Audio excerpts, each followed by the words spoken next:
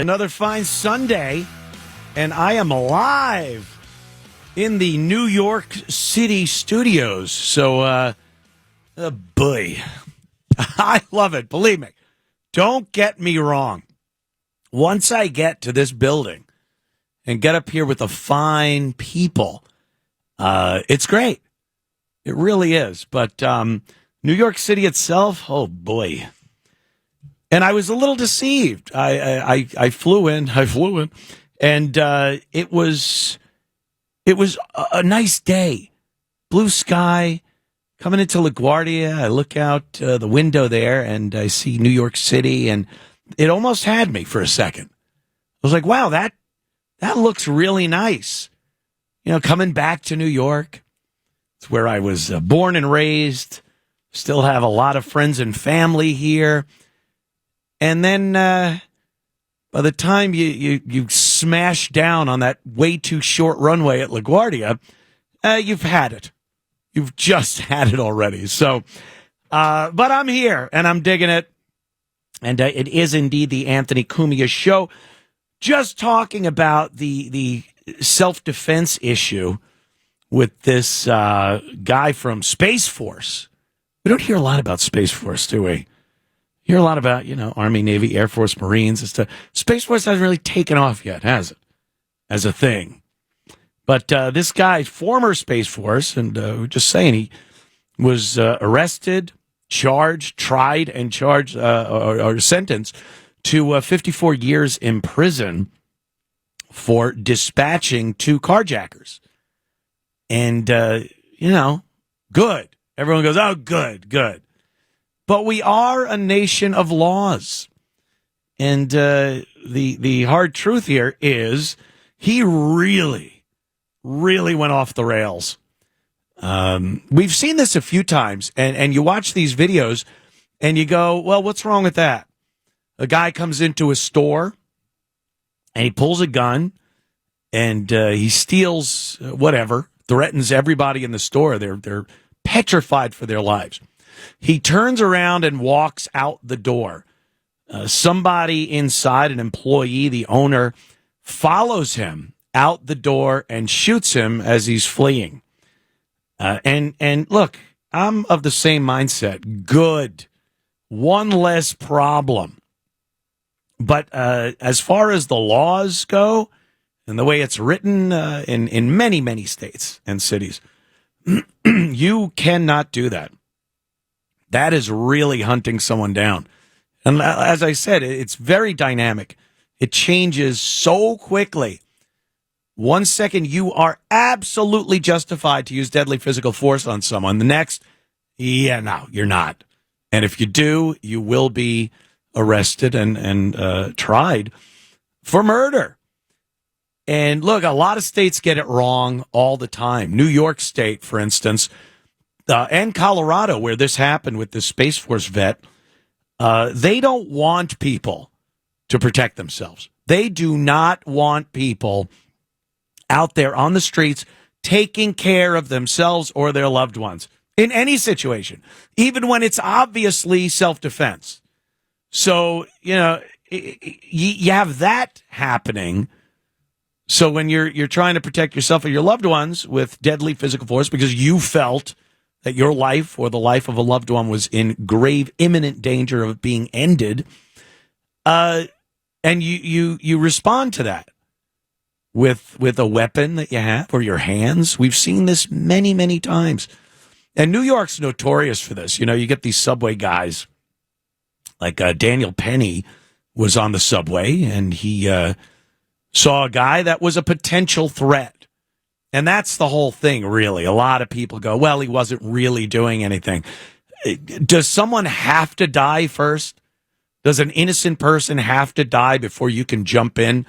And now you can't prevent the death from happening, but pin the guy down, hold him for the cops. Why should an innocent person have to pay with their life before you can make that decision and then make the move? And Daniel Penny, thank God, was acquitted, but he had to go through it. He had to go through the system. His life is ruined. People don't understand. When you're tried like that, your life is wrecked. Financially, you're done. Believe me, no one that Googles your name if you want to get a job is going to give you the benefit of the doubt, especially after the mainstream media has smeared you. This guy, Daniel Penny, was smeared like a crazy murderer. And you'll go, no, you know what? I like what he did and everything, but it's my company. I don't really want to have somebody like that on board. So it wrecks your life. And in this case, I think this guy made a grave error in judgment. At the least, at the most, he hopped in his car and was like, finally, I get to kill somebody. And if you're a advocate of the Second Amendment and you like things like the Castle Doctrine and the ability for an American to defend himself with the best tools possible, you should understand that there are rules and laws put in place that are prohibitive of you just dispatching someone as a vigilante. And, these I don't want to say kids. Like I said before, I do not want to say kids because it makes everyone go, no. There's a lot of 13, 14, 15-year-old kids that are hardened, heartless criminals right now. It's happening out there on the streets. So I don't care. I don't want to talk about the age. These guys were carjacking. Not carjacking. I guess they were stealing his car. He wasn't in it at the time. He comes out of his house and, look, if he would have shot one of them right then and there while they were trying to get into his car, he might have had a case. Thought I saw a gun. I felt like my life and the life of my family was in danger. But the second they leave, you got to just let them go. And I can imagine that's pretty tough to do. It's your stuff. And they didn't even take his car. They left because they heard him come out the door. And, you can't chase someone down. Another thing like this happened where a guy, some kids showed up and they were trying to steal his car. He went out and shot at the vehicle driving away from his porch. This guy must have been a crack shot because he hit at least one of them. And he got in trouble. And we've seen these self-defense cases, people, Trayvon Martin and George Zimmerman years ago. And even the ones that are pretty obviously cases of self-defense, you got a prosecutor there that's really, really going to make you sound like a very bad person. And that's what they did to George Zimmerman. Remember that one? Walking while black, eating Skittles and iced tea, just a nice kid. They show the graduation picture. And George Zimmerman, everybody thought he was going to be convicted and go to prison. He was acquitted, and that caused a big problem. But, when Trayvon was slamming Zimmerman's head against the sidewalk, I think the jury said, yeah, we could see him seeing that as a life-threatening situation. So he pulled his gun out and shot the guy. If you have a gun and you feel like you're going to be beaten to the point you pass out, yeah, they'll usually give you a little latitude. You don't want the person getting the gun after you're unconscious and you wake up dead, as they say. So in this case, and I said it earlier, people will be mad at me. I know I'm going to get a lot of feedback from this one. I'm not abandoning the Second Amendment. I'm not abandoning you self-defense people. But this just wasn't really a case of self-defense. And I see people in the comment sections on social media when a story like this comes about, and they're reasonable. They know the laws, and that is the most important thing you could do. Having a gun is great. It's the great equalizer. Even a grandma, even old granny can hold her own against a big brute, as they call them in New York.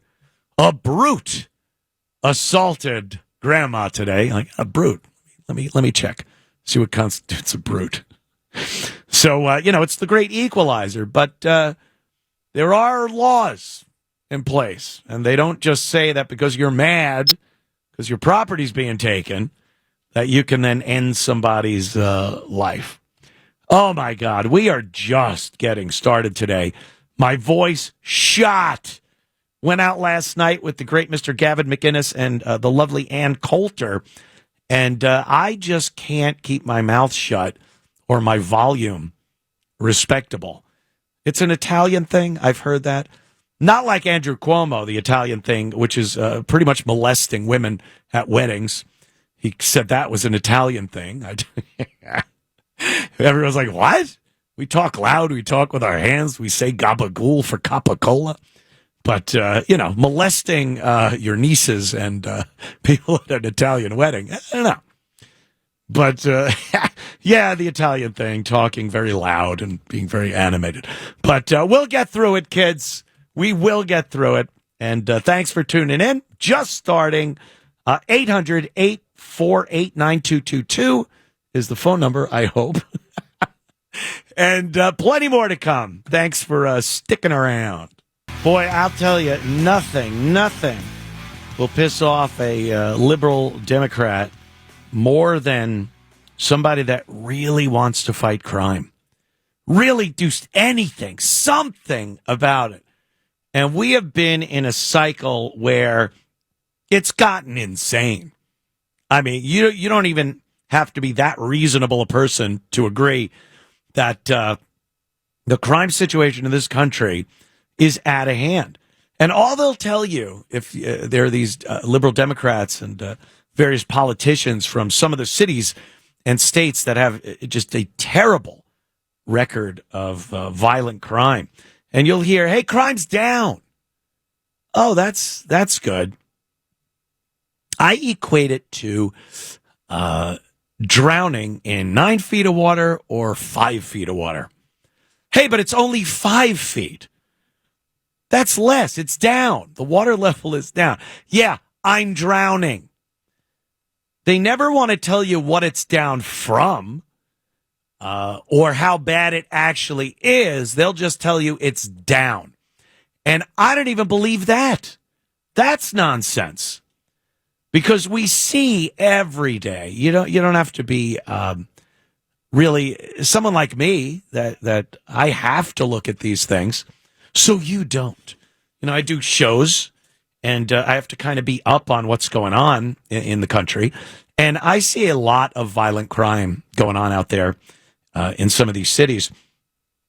And they get so angry when someone like Trump or some of these other politicians, governors like DeSantis down there in Florida, when they want to do something about the crime, and then they enact something. And how extreme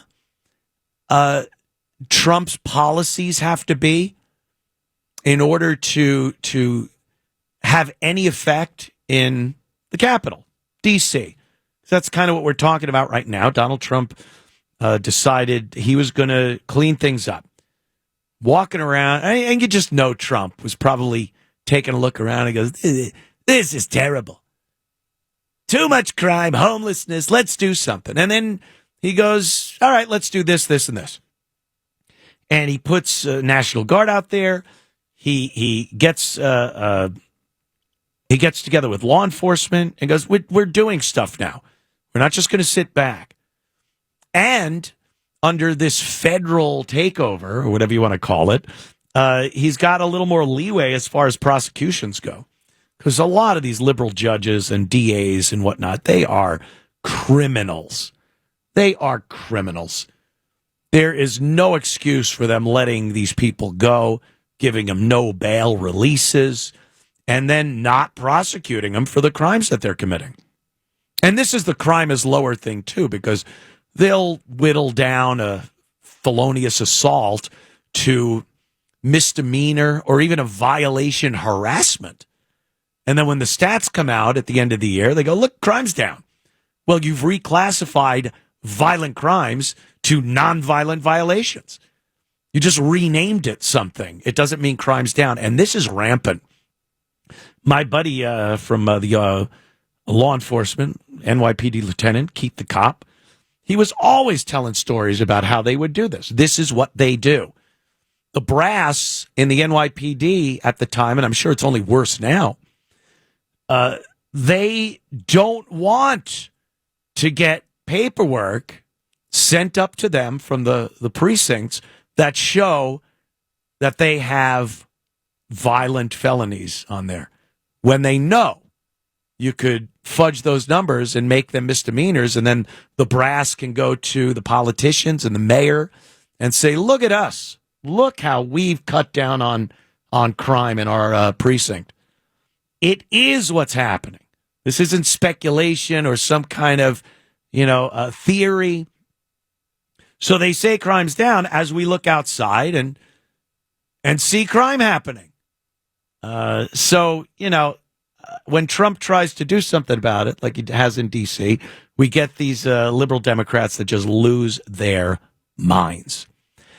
And now that Trump is saying, well, maybe we should take this D.C. thing on the road, do a little road show, Chicago, New York, L.A., San Francisco, places that are just, rife with crime and violence. And they are protesting it. They are in D.C. protesting the idea of trying to cut down on the crime. And the fact that they say it's extreme, it's fascism, it's oppressive, it's dictatorship, that shows you how far it's gone.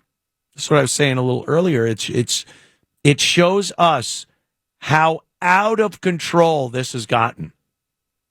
How lenient and just letting people get away with violent crimes we've allowed things to get. And I think there's a strategy there on the other side, if you want to call it that they want it to look bad. They want it to look like it's some kind of dictatorship. And that Trump is doing a power play, because that's what they're saying. This is all about power. It has nothing to do with fighting crime.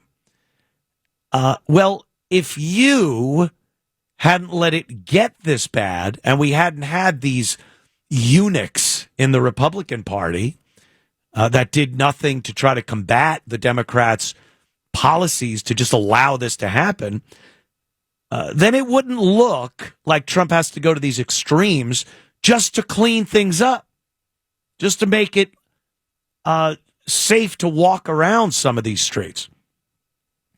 And that could very well be a strategy on their part. If somebody would have done something earlier and curtailed some of these crimes before they got just to be second nature. Now, they call it shoplifting. I've said many times, these are strong-arm robberies that are happening, and they're stealing things out of CVS and Walmarts and everywhere. And no one does anything about it. And then you get to a point where people are disgusted and want to do something about it. Well, it's gotten so out of hand. And it's just so it's so just second nature, like I said. People think that this is just the way of life now. That if you try to do something about it, you seem like you're doing something extreme or unconstitutional. But meanwhile, you're just trying to rein in something that is so far out of control. And they protest it. And people agree with it. They actually agree. They go, yeah, that is out of hand. We shouldn't treat people like this. I got a clip I'll play a little later. It's just disgusting. It's people actually making excuses for these robberies that are going on. Not shoplifting. You get a 14-year-old girl walks into a Sephora and she wants to, steal some mascara. That's shoplifting. Every kid has done it. But when you have a shopping cart and you're pouring goods in it like it's a supermarket sweep or one of those game shows, and anyone that looks at you the wrong way, you shoot them a look, you threaten them, don't come near me. I'll F you up. That's strong arm robbery. That's a threat of violence. You're stealing under the threat of violence against them. So, to downplay it like it's shoplifting, it isn't. It's robbery. And the only reason they're protesting is because someone finally is trying to do anything about it. We'll be back with your phone calls. I see some phone calls about this in moments with more of the Anthony Cumia Show. Don't you go anywhere. Hey, Anthony, thanks for taking my call. Sure. If there's any trouble with the line, it's, you go on to the next person. Okay. Can you hear me? I can hear you just fine. Great. Thank you. Yeah, I just wanted to say, back in '68, when Nixon was successful against Humphrey, he actually ran on a law and order platform to win the presidency on his second attempt. Right. But actually, with the difference between others who've ran on that platform, President Trump is actually doing it. I mean, he's not talking the talk. He's also walking the walk. I mean, he's actually putting it into motion. And as you know, a lot of these cities are really in bad shape, like Memphis. I mean, if people wanted to go out down there to see Elvis, is Graceland or any of these tourist sites. It's like a completely different place from, because Memphis, you bring it up. Obviously, there's civil rights history and whatnot. But you think about, all right, Elvis. You think about Memphis, country music, and it conjures up an image that is so far away from what is happening in Memphis right now. That's right. Terrible. And it's really terrible. I mean, you see, Memphis is a indigent city. A lot of the people are really poor, and when you get that situation, violent crime spikes up. So it's good to see the president's doing what he told the American people, the silent majority, what he would do. Look at the flack he's getting, Al. Look at the flack he's getting for doing nothing more than trying to fix a problem that has been in place for so long. Do you know, I heard somebody, I guess it was one of these MS Now, whatever they want to call it, shows, and they were bitching about, hey, the National Guard, I was in town, I just saw them. They were sitting outside a Humvee doing nothing. They're just walking around doing nothing. So that means they don't belong there. How about the fact that they're there is why they can do nothing? They are a deterrent. It's like saying, the prison guards, they just walk around and look at the prisoners in their cages.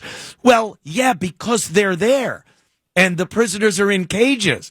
There's a reason that crime is so down in D.C. in the weeks since Trump put this in place. And they don't want to see it like that. They want to go, no, it was always good and fine and everyone was safe. And these National Guardsmen and law enforcement is useless. And it's just garbage. Al, thank you so much, my friend. There goes the wonderful Al. Trump, he's been kind of suggesting that maybe, just maybe, we should take this on the road. Let's do some other cities and clean up and see what that's all about. And they're losing their minds. So here's Trump. He's talking about, cleaning up D.C. and suggesting other cities might be better off if he takes this on the road. Let's listen. Unsafe. We couldn't do it. We'd go out and you'd see the stories, you'd read the stories, you'd see all of the things that are happening. And they said we couldn't stand it, sir. And now I take my wife and my kids to dinner. One of them said he's gone out 4 nights in a row, and he hadn't gone out for 4 years. So it's a great tribute to you. And when I look at you people, I understand why, because there's no games, right? We're not playing games. We're going to make it safe. And we're going to then go on to other places. But we're going to stay here for a while. We want to make this absolutely perfect. It's our capital. And I guess it used to be many years ago safe, but it's certainly not had a very good run. And you got to be strong, you got to be tough, you got to do your job. Whatever it takes to do your job, you got to do your job. but the crime numbers are way down. I'm looking at, you saw. Yeah. Yeah. That's, how do you argue with that? How do you argue with it? It's not martial law. It's not, they talk about it like, oh, it's Nazi Germany. This is like occupied France. And, you know, you're roaming around, you see the soldier, and you're like, uh-oh, we better be on our best behavior. No. If you're a citizen of Washington, D.C., you are looking around, and like Trump said, you know, a lot of people are saying, this is great. This is amazing. Now, I don't even know how long you could keep up something like this. I don't think you could just keep the National Guard in a city. This has to be the opening salvo in a much wider thing.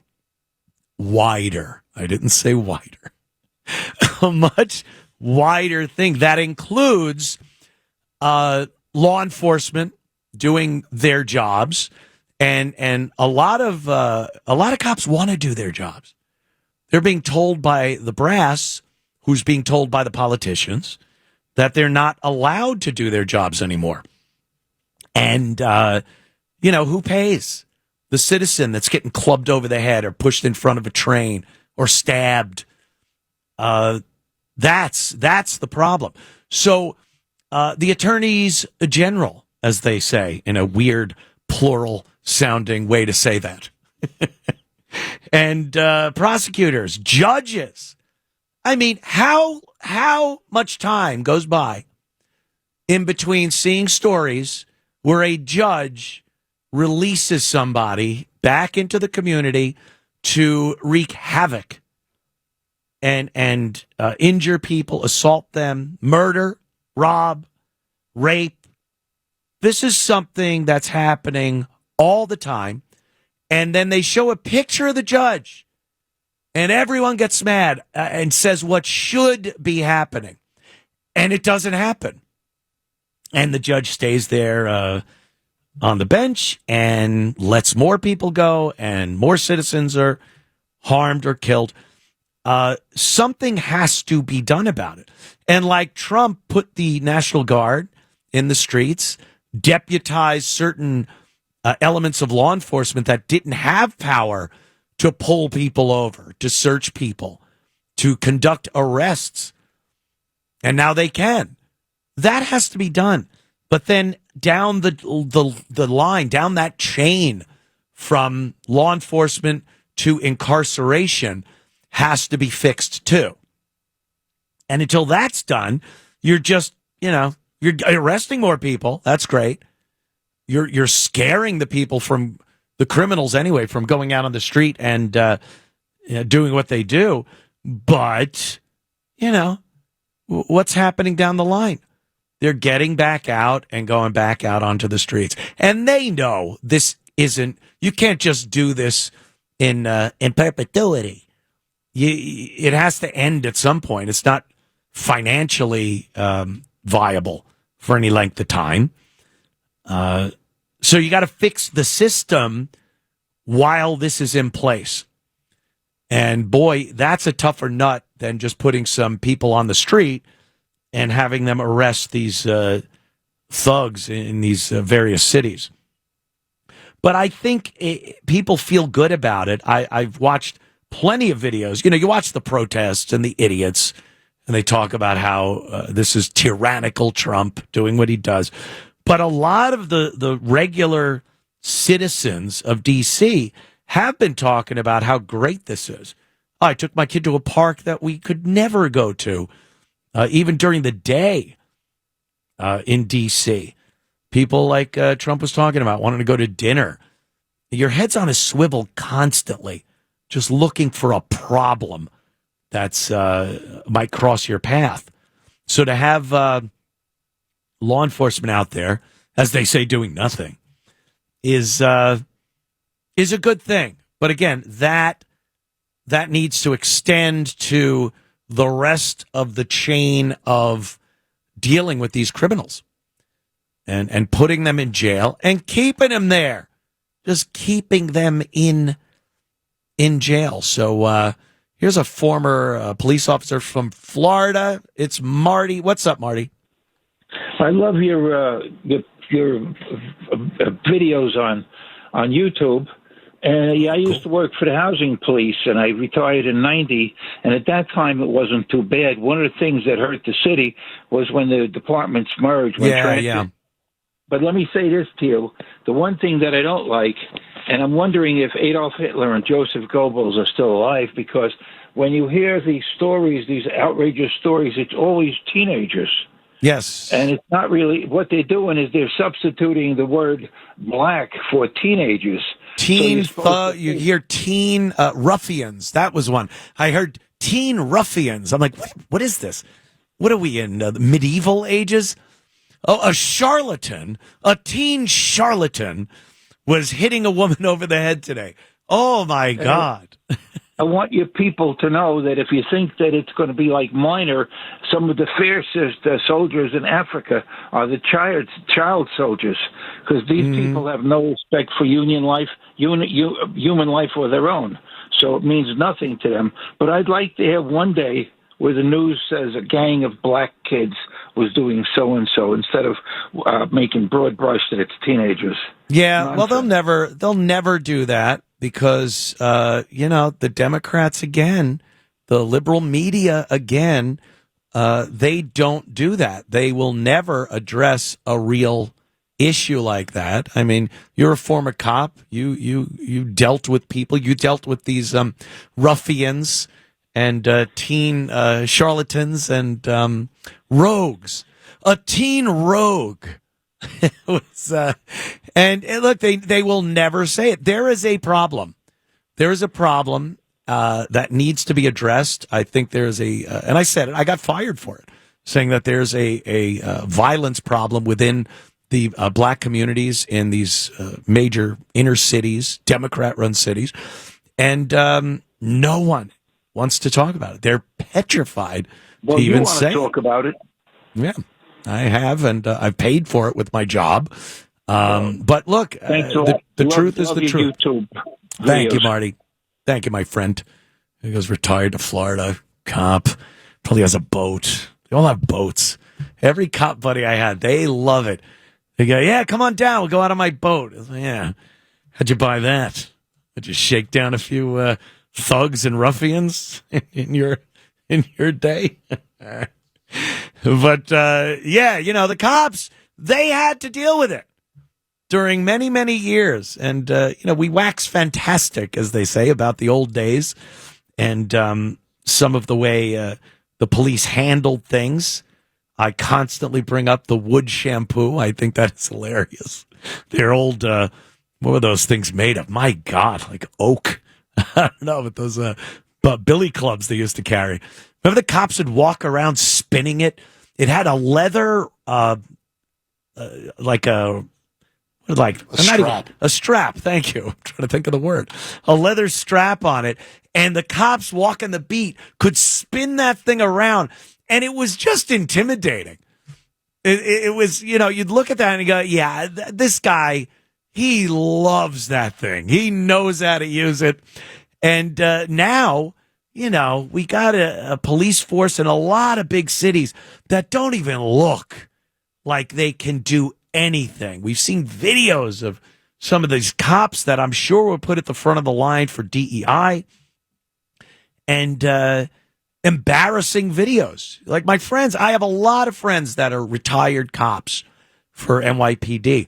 And when a story comes out and a video makes the rounds of two women that aren't really physically fit enough to take down any skinny perp that any guy cop would have been able to get under control in short time just a few years ago, and they're having the toughest time. And the guy is like playing with them, and they have to run away and try to chase this guy. They can't catch him. And, that's the police force now. I want that guy that was spinning the billy club around, scaring some of the people. Like, oh, I'm not going to do anything on this corner. That guy's nuts. They all had nicknames, too, which was weird. I remember even on Long Island, the Suffolk County cop There was a guy with white hair, a cop with white hair, and they called him Stoneface in Suffolk County. And the story was he was a rookie, and he got a call that there was an accident on the Long Island Expressway.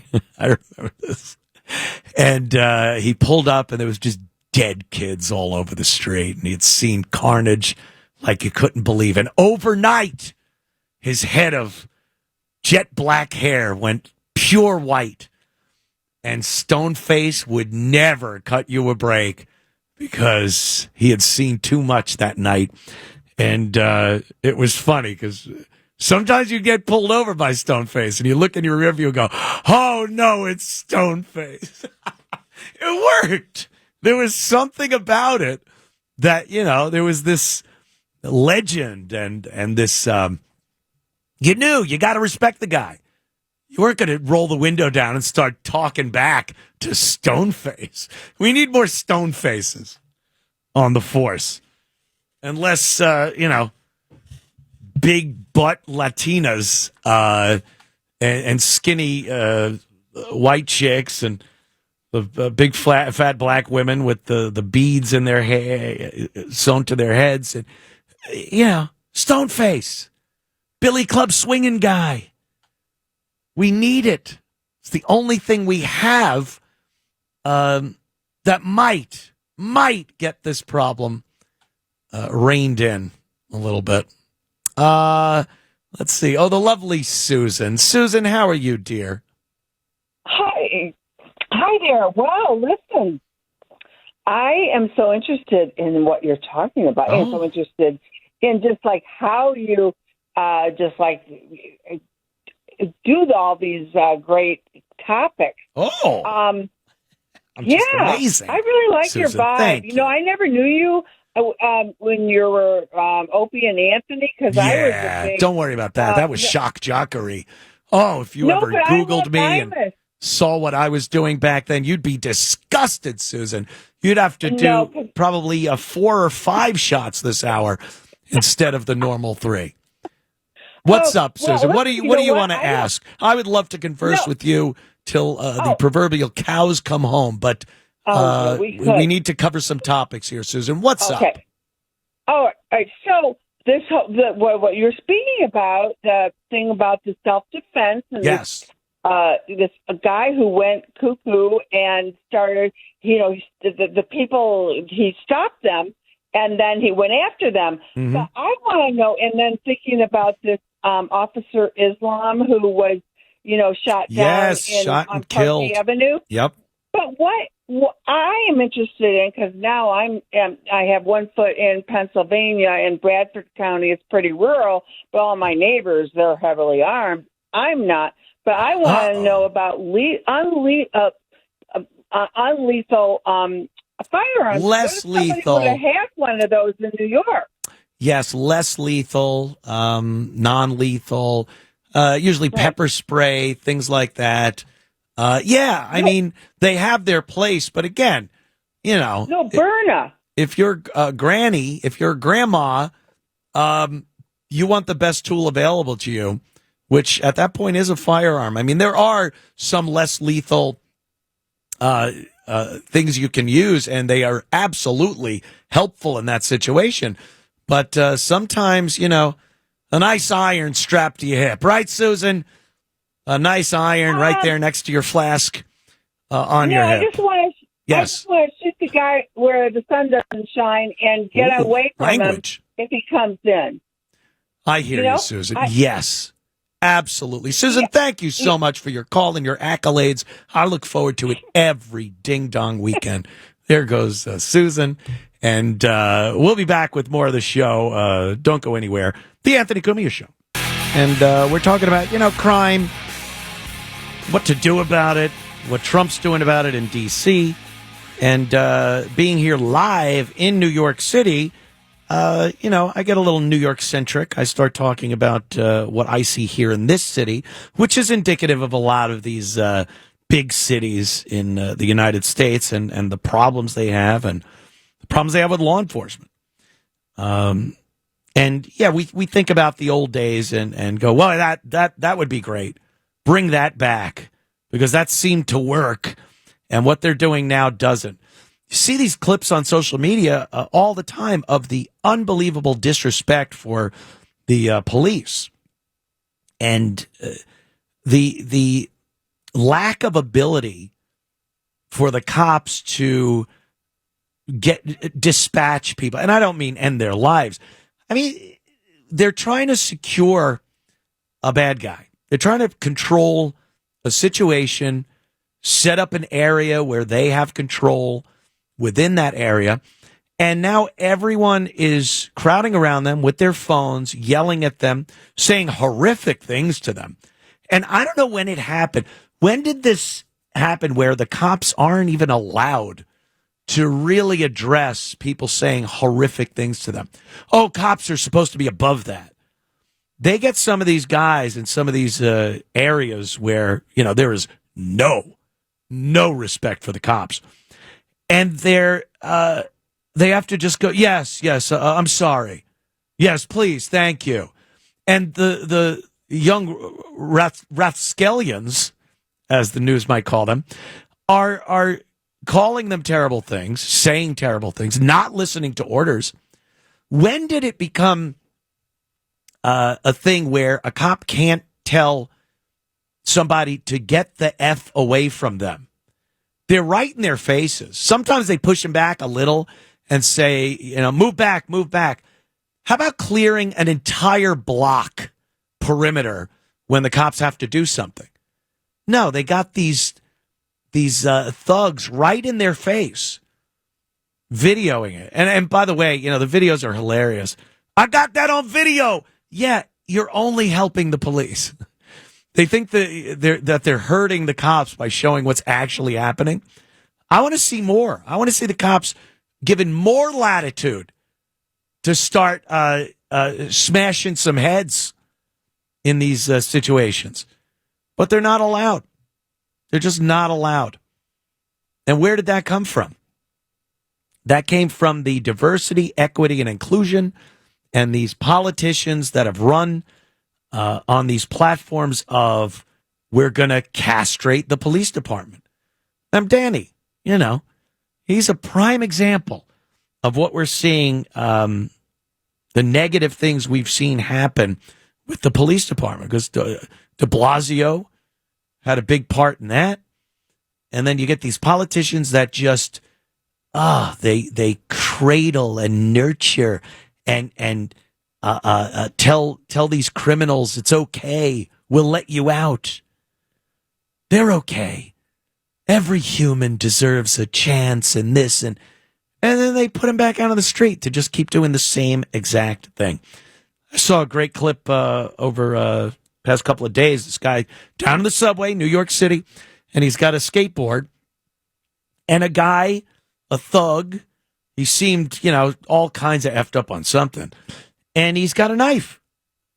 And this could have gone many different ways.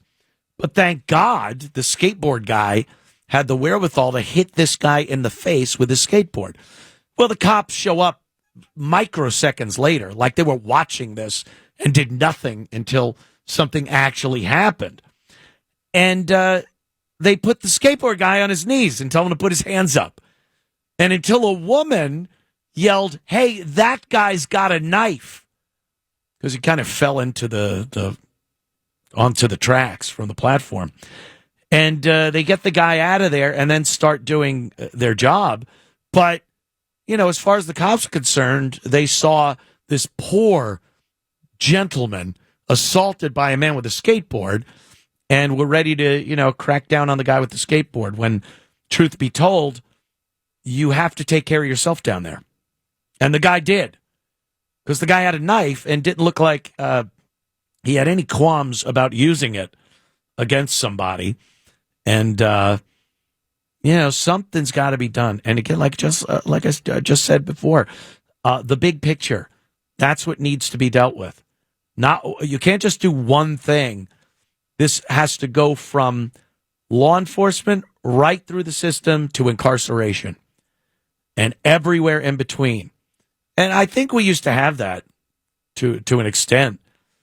And during the Giuliani years in New York City, I think people were pretty happy with the way criminals were being treated. They were being treated like criminals. You know? You wanted them arrested and put away.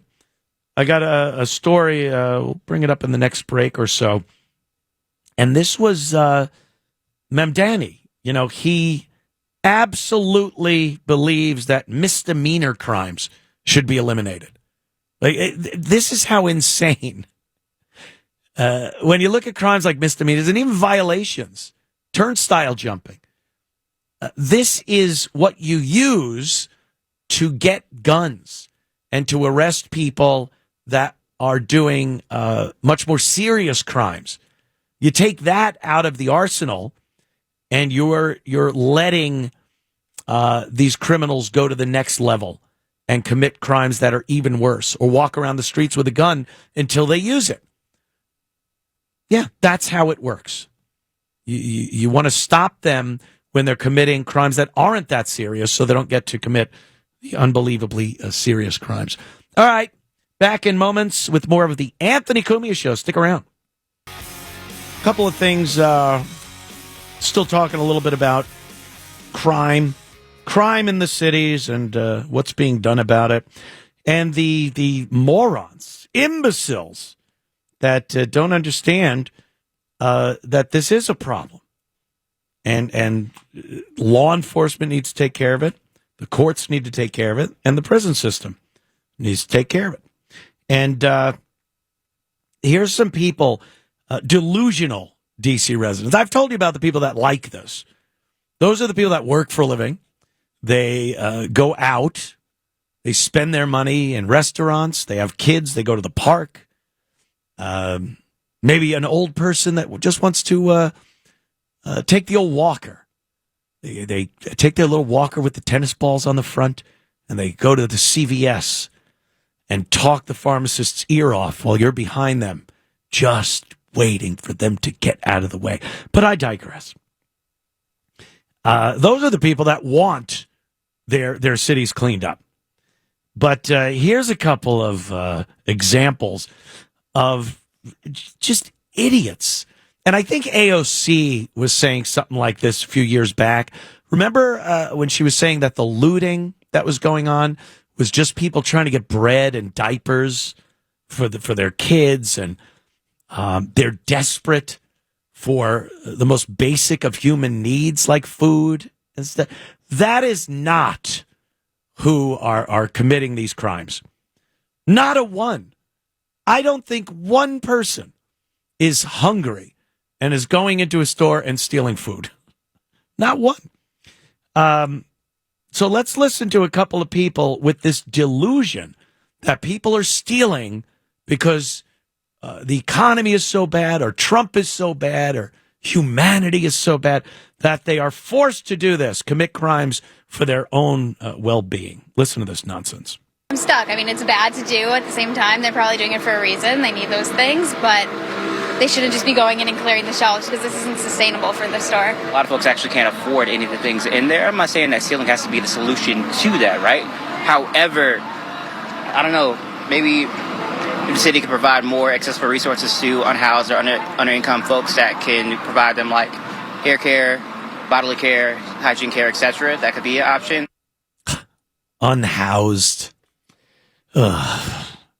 They try so hard to come up with these names for things to make it sound not as bad, to make it sound more like victims. You know, they're unhoused. Yeah, they're homeless. And there's a reason. Most of them are insane, legit mental patients. To think that people are stealing because they need food or diapers for their family is so delusional. These people are roaming the stores with shopping carts and just packing them full of goods. And then they put them, they're shopping. They're shopping for things like the most valuable items. Then they put them in a bag and they walk right out of the store. So it kind of looks like they're shopping at first because they're loading up the cart. but they just take it out of the cart, put it in bags, and walk away with this. They don't take it home with them. These things go to a fence. I don't know what they call them in this century. The old days, I think it was a fence. Yeah, don't let the screws see you. And it's bought. You know, they pay the people that stole these things. And then they get some Nigerians to go out on the street. They put a blanket or a tarp out on the street. And they lay out shampoo, hair care products, makeup, deodorant, whatever they've stolen in bulk from these stores. And then they sell it for pennies on the dollar. And that's how it goes. It goes round and round, and it never ends because, again, it's been allowed. This has been allowed.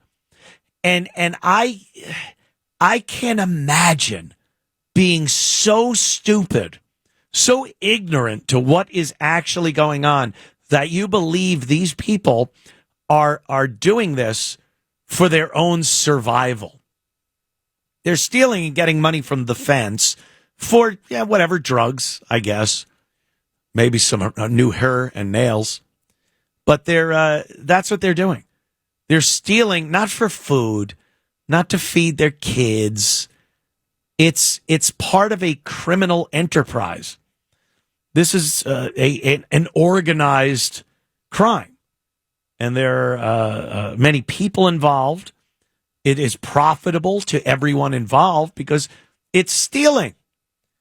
So now when you walk in a store and everything's locked behind plexiglass and you have to get some person that isn't that bright, let's be honest. I don't think I've ever seen a CVS employee with an IQ above 55, being generous. And now you give them a big ring full of keys, and they got to find the right key, and you're just fuming. I just want some speed stick. I just need some shampoo. And this poor, dumb person can't open the cabinet that shouldn't be there in the first place. We've accepted this. Why have we accepted this as our new normal? Well, yeah, we have to lock our stuff up because people steal it. Well, why don't you take care of the problem? Why don't they actually club the person over the head that's trying to steal it? Well, no, you can't do that. Why? Well, one is lawsuits. I think lawyers have a lot to do with why we can't take care of problems when they come into your zone of engagement. You own a business. You have you have money invested in it, and you want to turn a profit. I think that's pretty normal for any business. And now people come in and they ravage your store with theft, and you do what you should be able to do as a business owner. You clock them over the head. Now you're arrested for assault. You're sued by the person or the family, if you have dispatched them, for millions of dollars. You're tied up in court, and finances are gone. You lose your business. And that has made people stop doing what needs to be done. And the new normal becomes lock up everything, so that your average law-abiding citizen has to go through this unbelievably ridiculous process. And your 55 IQ employee has to now walk around like a warden with keys, trying to understand what somebody's saying when they just want some chapstick. That's where we are. We can't allow that to continue. Why we've allowed it to become commonplace and the norm is bad enough. It's bad enough. And if we do get the opportunity to crack down on this, anybody that has a problem with it should be told to mind their own business They have no say in the matter. Any lawyer that tries to bring about a frivolous, baseless lawsuit against a business owner that was doing nothing more than protecting what is theirs should be disbarred. No judge should entertain these type of cases. This is the real stuff that needs to be done. But the first thing we have to do is stop giving the people power that want to prevent this from happening. Don't let them bully people into locking up their goods and not doing what needs to be done when someone comes in trying to steal from them. There was a time, my friends, you would have been petrified to walk into a store owned by some German immigrant and steal from it, hand you your ass. And now they'd rather just lock things up. And that's okay. It's fine to have all the things locked up. That's your problem, law-abiding citizen. You did this. Well, how did I do this? Well, you were very mean to people that needed food and diapers for their kids. You were very mean to them. And you voted for Trump, who just made it more difficult for these people, the unhoused, to get their food and diapers for their kids. So you're responsible for having to spend 20 minutes in a CVS while a bumbling buffoon looks like a child putting a square peg in a round hole on a game on your living room floor. And that's where we are. So stop looking at any of this like it's normal. Stop looking at it like this is the way it just is and it's going to be forever and ever. And let's get on changing things. Let's get on that bandwagon and change things. Take the plexiglass off the goods and let's start showing the criminals that they're not allowed to come in there. And they will get their ass handed to them. And there will be no recourse for them to win the ghetto lotto by getting beaten by a store owner and then turning it around and making themselves the perpetual victim once again. We got to do something. And electing Mamdani ain't it. Let me put it that way, too. Ugh, I'll get to that story about him. What a dunce that guy is. I love that Sid Rosenberg here does mornings at WABC Radio, called him an animal, and he got all touchy about that. He got all mad, and he commented on it. Oh, love it. All right, back in moments. Stick around. The Anthony Cumia Show continues.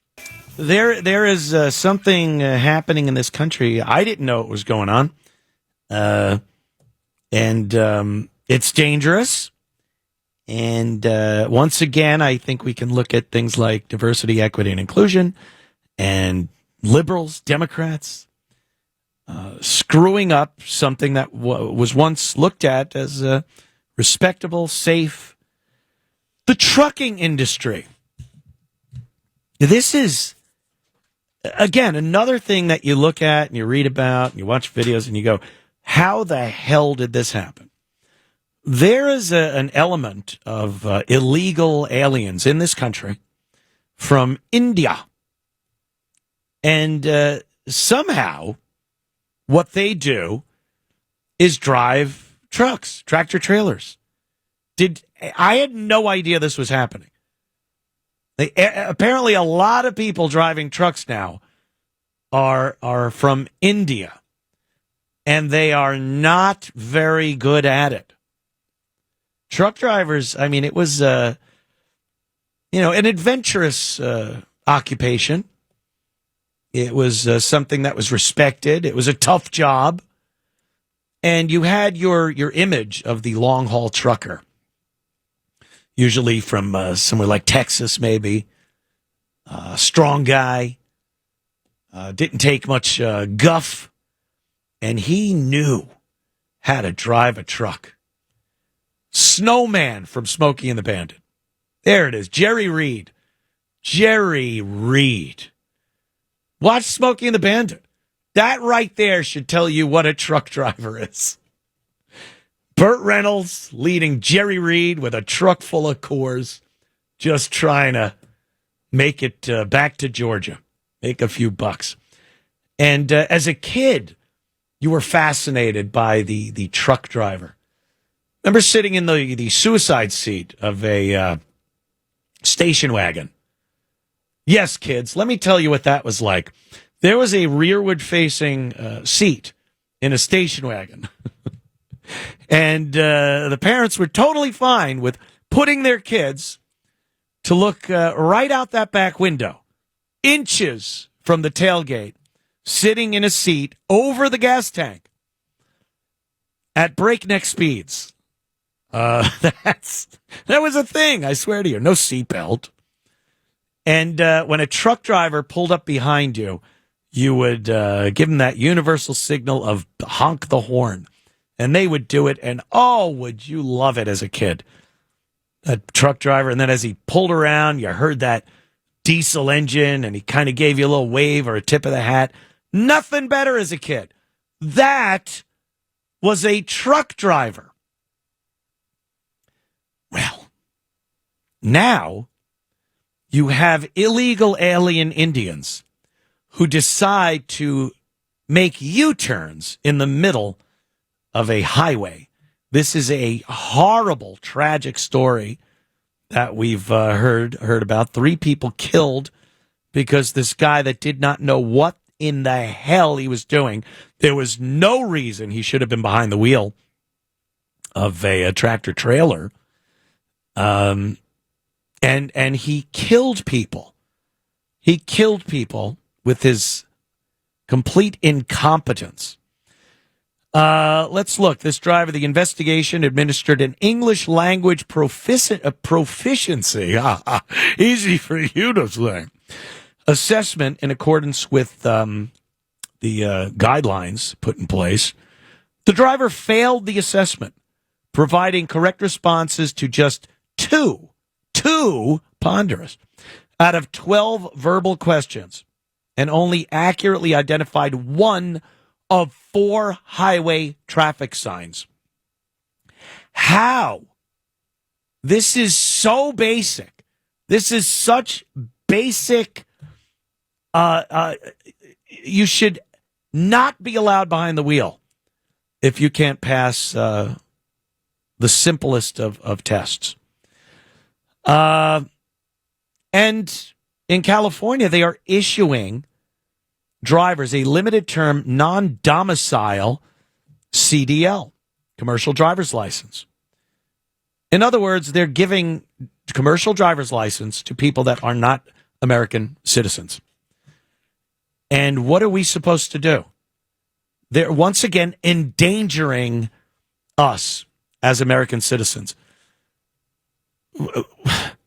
We're supposed to, aren't we supposed to hold the government accountable when they do stuff and put things in place, change laws, protocol, policies, and it directly affects the safety of American citizens?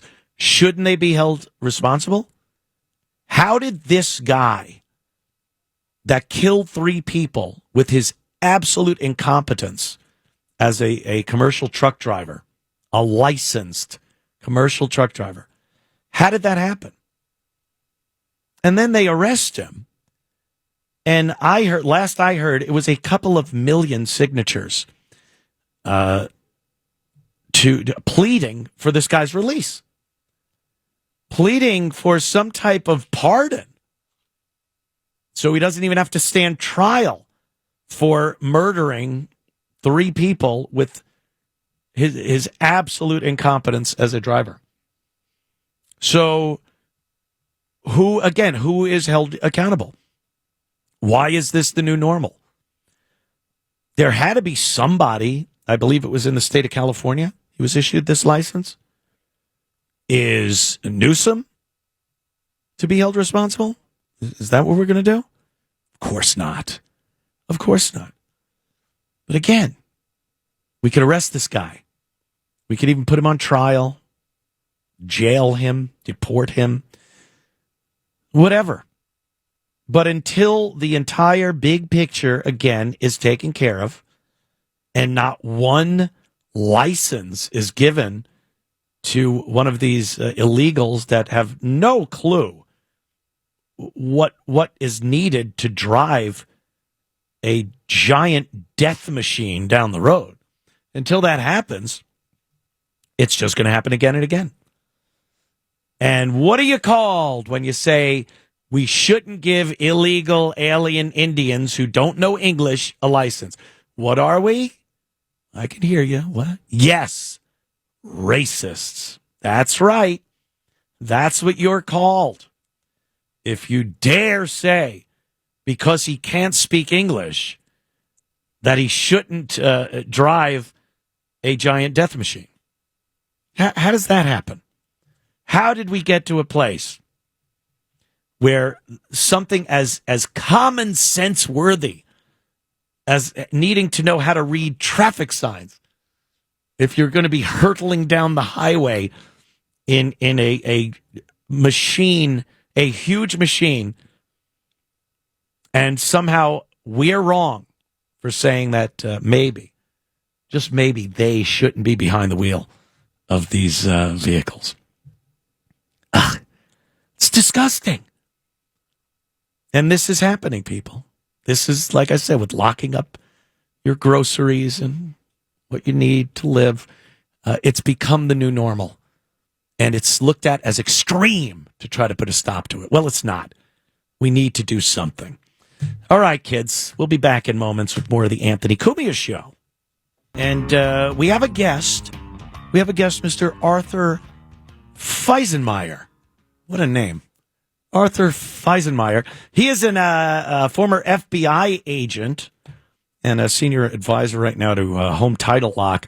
Good evening, Mr. Feisenmeyer. How are you tonight? I'm doing great, thank you. The last name really is Fitzenmeyer. A little Fitzenmeyer. Oh, that, yeah, see. It's easier than it looks. It is. That is a tough one. You must have had to, oh, God, imagine, even as a young man, having to spell that for people. Could you spell it? And you're just like, oh, God, here it goes. I could spell it before I was two, probably, because every time any adult said it around me, they had to spell it to whoever they were talking to. And my children the same way. They could spell it before they got to school. And, simply because we were always spelling it all the time. And having that on your FBI credentials, look out, it's Agent Feisenmeyer. Yeah. Well, my credentials were bigger. My name was so long, Yeah, big, long book of creds. As far as the FBI goes, what was, were you organized crime early on? I worked organized crime, labor racketeering most of my bureau career, specializing in electronic surveillance, wiretaps. Where out of what city primarily, or anywhere? Primarily about 11 or 12 years in Chicago, and the remainder of my 26 years here in San Diego. Oh, now Chicago, I would think a lot of organized crime there, but San Diego, yeah, a lot of.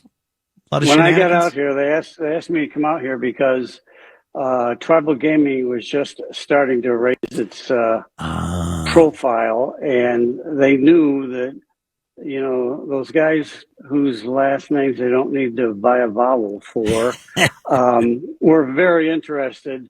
And by the time I got out here, they were nibbling around the edges, and so we had a lot of success out here, essentially stopping them at the state line, so to speak, because the system was so skewed to make it easy that it was easier for us to get the probable cause to execute a wiretap. And so we had a lot of significant organized crime figures that we arrested and brought to trial out here in San Diego. Yeah. Damn. Tinkering around with the tribal gaming. I would, I'm not surprised in that gambling brings organized crime in. Yeah. That seems to be kind of hand in hand. Yeah, and sure. You're working with Home Title Lock now. And this is, I had a meeting with your associates, and I just didn't know this was happening. I had no idea because look, it's 2025. A lot of our lives are digitized. We're up online. A lot of people. I laugh when people go, "Oh, I'm not going to do that online. I don't want to put my information out there." It's out there. It's all out there. Everything's presented to people as a convenience at first, and then you realize that it can also be very detrimental. And you're not an expert. I mean, you are, but the average layman, they're not experts in digital crime. So it's very difficult for them to protect themselves against things like credit card theft, and pretty much everything could be stolen from you these days. But I didn't know this. Your house can literally be stolen from you, not like a squatter, or they pull up with a tractor trailer and tow your house away. Yeah. You can own it, have it, and then all of a sudden you don't own it anymore. You know, Anthony, a lot of people sit around completely unaware of the vulnerability. The one document out there for every homeowner that identifies the owner of record, the person who has the authority to do something with that property, that is a document that is actually on file in your county recorder's office, wherever the property is located. Mm-hmm. And with that, it becomes a public document. Anybody can get a copy of it. And lots of times, you know, like you said earlier, we're living in the digital age. They can probably get a copy of your title or your deed without ever leaving their grandmother's basement, quite frankly. Right. It's that simple to get it. And then with AI and with photoshopping and all those things that are those, apps that are out there now, they can change the name on that document. It looks like you sold it to them. They can file it for $30 or $40 or whatever it takes to their local recorder's office, and they essentially have changed the ownership on that piece of property with that piece of paper from your name to their name. And they don't just sit around and admire your house.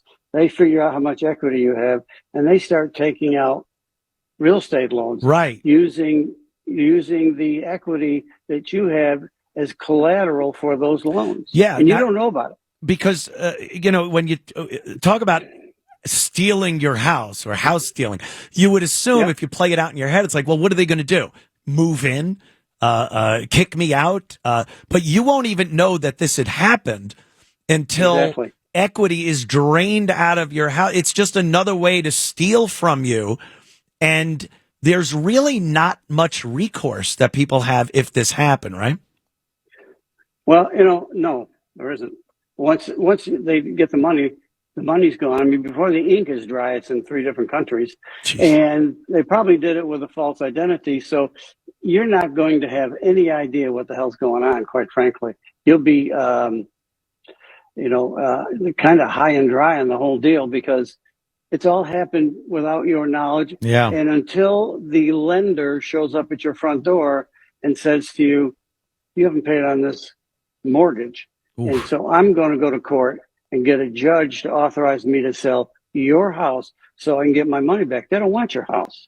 Yeah. They want the money back that they loaned to the bad guys because it's gone. Well, you don't know where it is. Yeah, they don't know where it is. They've moved on to somebody else. They took the equity out of your house, and now you're screwed. The mortgage company knows where the money is. It's in your house. Yeah. And they're going to get a court to authorize them to sell it. It's called foreclosure. Imagine. And it's an ugly set of circumstances you don't want to get into if you don't have to. And I have what I call Agent Art's pop quiz for homeowners. And it's 3 questions. 1, do you know what your title looks like? Mm-hmm. 2, when was the last time you saw your title? And 3, do you know where your title is right now? And they're going to look at you with, the glassy eye, you stare and say, I don't know. Maybe when I bought the house 12 years ago, I saw the title. And that's really the situation. They're completely lack of knowledge about their most important asset. That's their house, the equity in their home. Right. And guess what? The bad guys know what those answers are.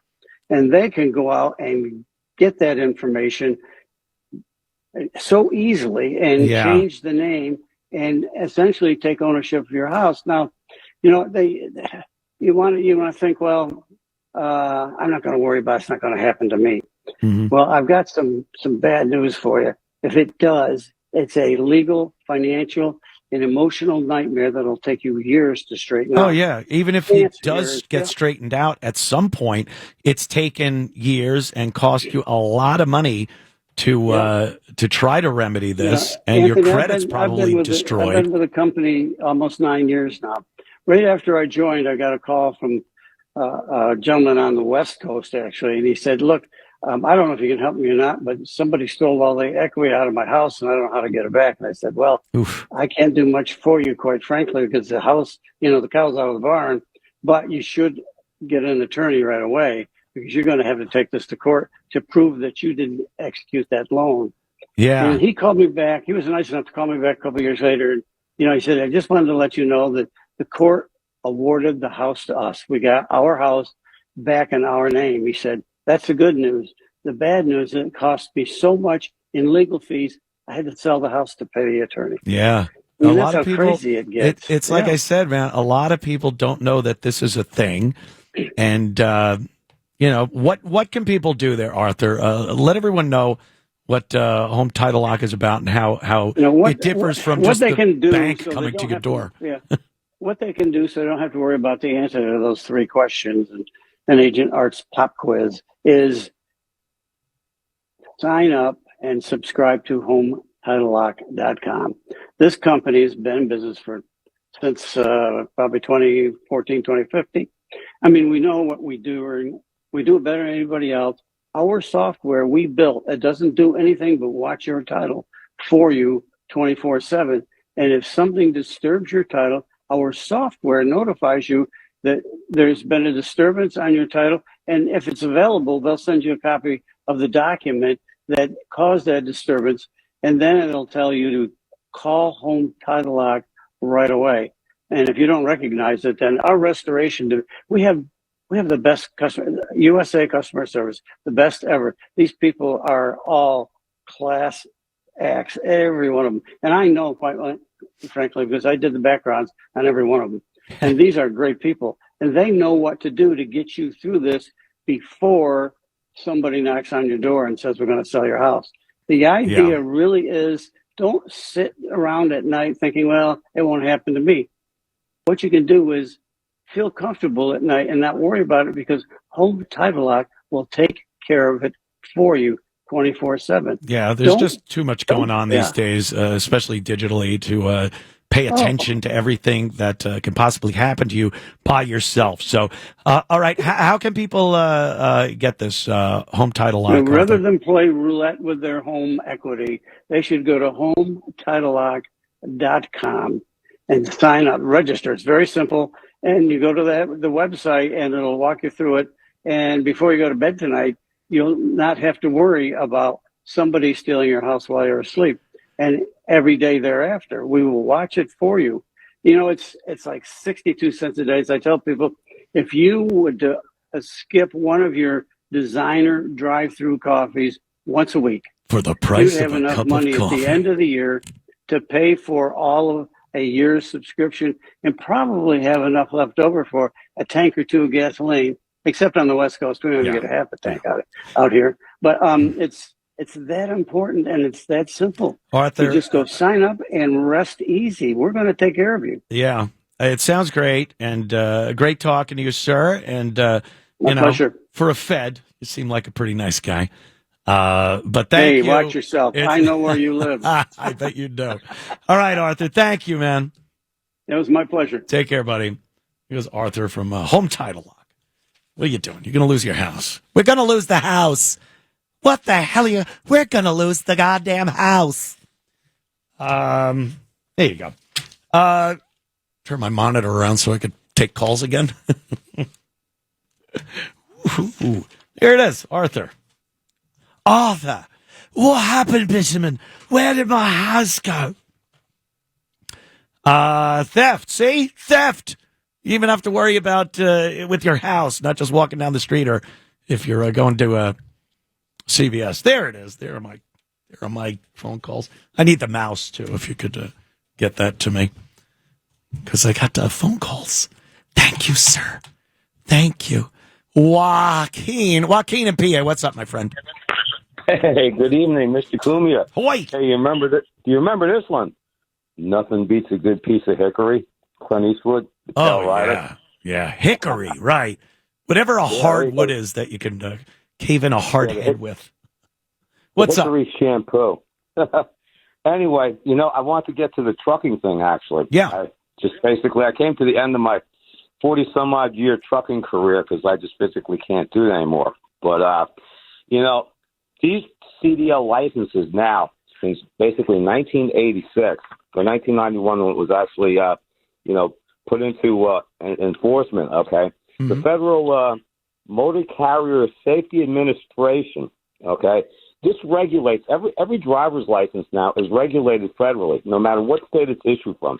It's all federal guidelines, and they become more stringent over time. So it's my personal opinion that the Trump administration actually could take use of a good piece of hickory and take it to these blue cities and states that are doing this, because they're basically breaking federal laws, what they're doing. Well, why does it seem like they can break federal laws? They can completely override what the president obviously can do by being the president. We've seen these activist judges that have done this over the course of the years with Trump. And, why does it seem to take so long if it happens at all? Yeah, let's get on this. Make sure not another one of these illegals, these DEI hires by these trucking companies ever gets behind the wheel again. No, exactly. And again, it's not just actually Indians. I mean, they're basically people from all over the third world, a lot of South Americans. You'd be surprised at how many people can't speak English. It's just, it's amazing. And that's one of part of the mandates is that they actually have to be able to read and write English sufficient enough to be able to, to read signs and to be able to go through their duties. Joaquin, you know how many people find what you just said, which is absolute common sense, to be horribly racist and xenophobic, and just the thought of someone saying, "Hey, you need to speak English in America." It gets people, they shake. They start shaking. It's the same people that cry at the beach when they see someone put an American flag up by their chair. And they're like, I had to look at an American flag today. Those fascist racists that put up American flags. It's that insane. But like I said, something's got to be done about it. Joaquin, thanks so much, man. Yes, something has to be done about it. We can't just let it continue. And unfortunately, things like this have to happen in order for enough people to say, what? How is this even happening? Why is a guy that cannot identify road signs, why is he in a giant truck on the road, and it results in the death of innocent people? So I don't know. It's beyond me how anyone defends stuff like this. Look at me. My mic is falling down. One more thing before we take another quick break. Crime is way down in D.C. And let's listen to some of the stats or someone talking about, how it's down, why it's down under this Trump policy. And then we'll take that one into a break. When the National Guard hit the ground in Washington last week, that city's crime fight went into overdrive. And now we're seeing the impact and the dramatic reductions in crime. When the National Guard rolled into Washington last week, the locals seemed skeptical. The crime is minimal here. There's not really a lot of crime here. It looks like window dressing to me. But with the Guard on the ground, crime is on the decline. For the first time in a long time, D.C. has gone 7 days without a homicide. And that's not all. Carjackings are down 83%. Robberies are down 46%. Car thefts down 21%. And overall violent crime is down 22%. When you have these kind of numbers going down, it basically says this is a success, and that means people feel safer. Like many big cities, Washington's police department is critically short-staffed. People who don't feel safe aren't free. Sergeant Betsy Smith with the National Police Association says it is ripe for federal help. More police generally equals less crime. Yeah. Why can't people get that through their thick heads? They want to put all kinds of social programs in place. They want social workers to answer calls instead of cops. They handcuff, the cops. They don't allow them to do their jobs.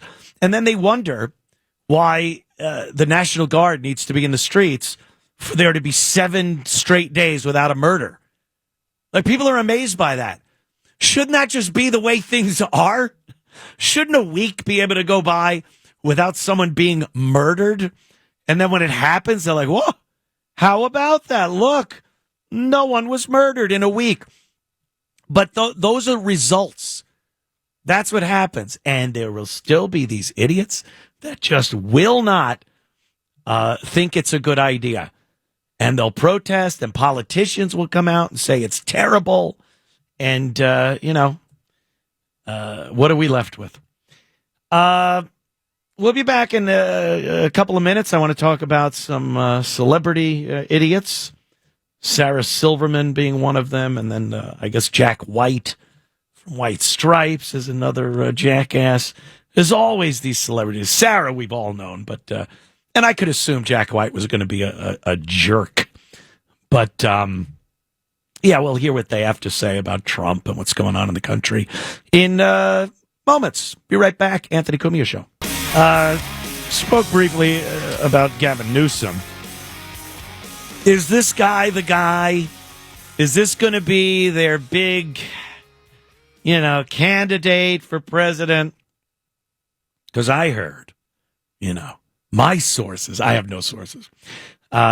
Somebody, something I scrolled through, said Newsom AOC. There's your Dem ticket for president. And I couldn't imagine a worse ticket. I probably could, but that just sounds really terrible. I don't think Newsom has enough appeal. Women like him because he's handsome. He's so handsome. But he has screwed up California so badly. And he's a weird guy. He's just a weirdo. And not like Trump weird. People call Trump weird. Trump isn't weird when you look at who Trump was before he was president. He's a construction guy, a developer, dealt with, concrete and steel and things like that. He's a smart ass. He likes to bust balls. So he's not weird. He's just that guy. And having that guy as a president might seem a little weird. But Newsom is just a weird guy. His mannerisms are strange. And he's a little femmy. He's a little femmy for my liking as a president. I think Adam Carolla talks about it all the time when he crosses his legs. And he crosses his legs like a broad. You look like a goyle. Look at him crossing his stems like some kind of broad. And then just his record is terrible. Look at gas prices everywhere else in the country. Whether you think they're too high or, they've come down, whatever it is all over the country, everyone else looks at California gas prices and goes, what?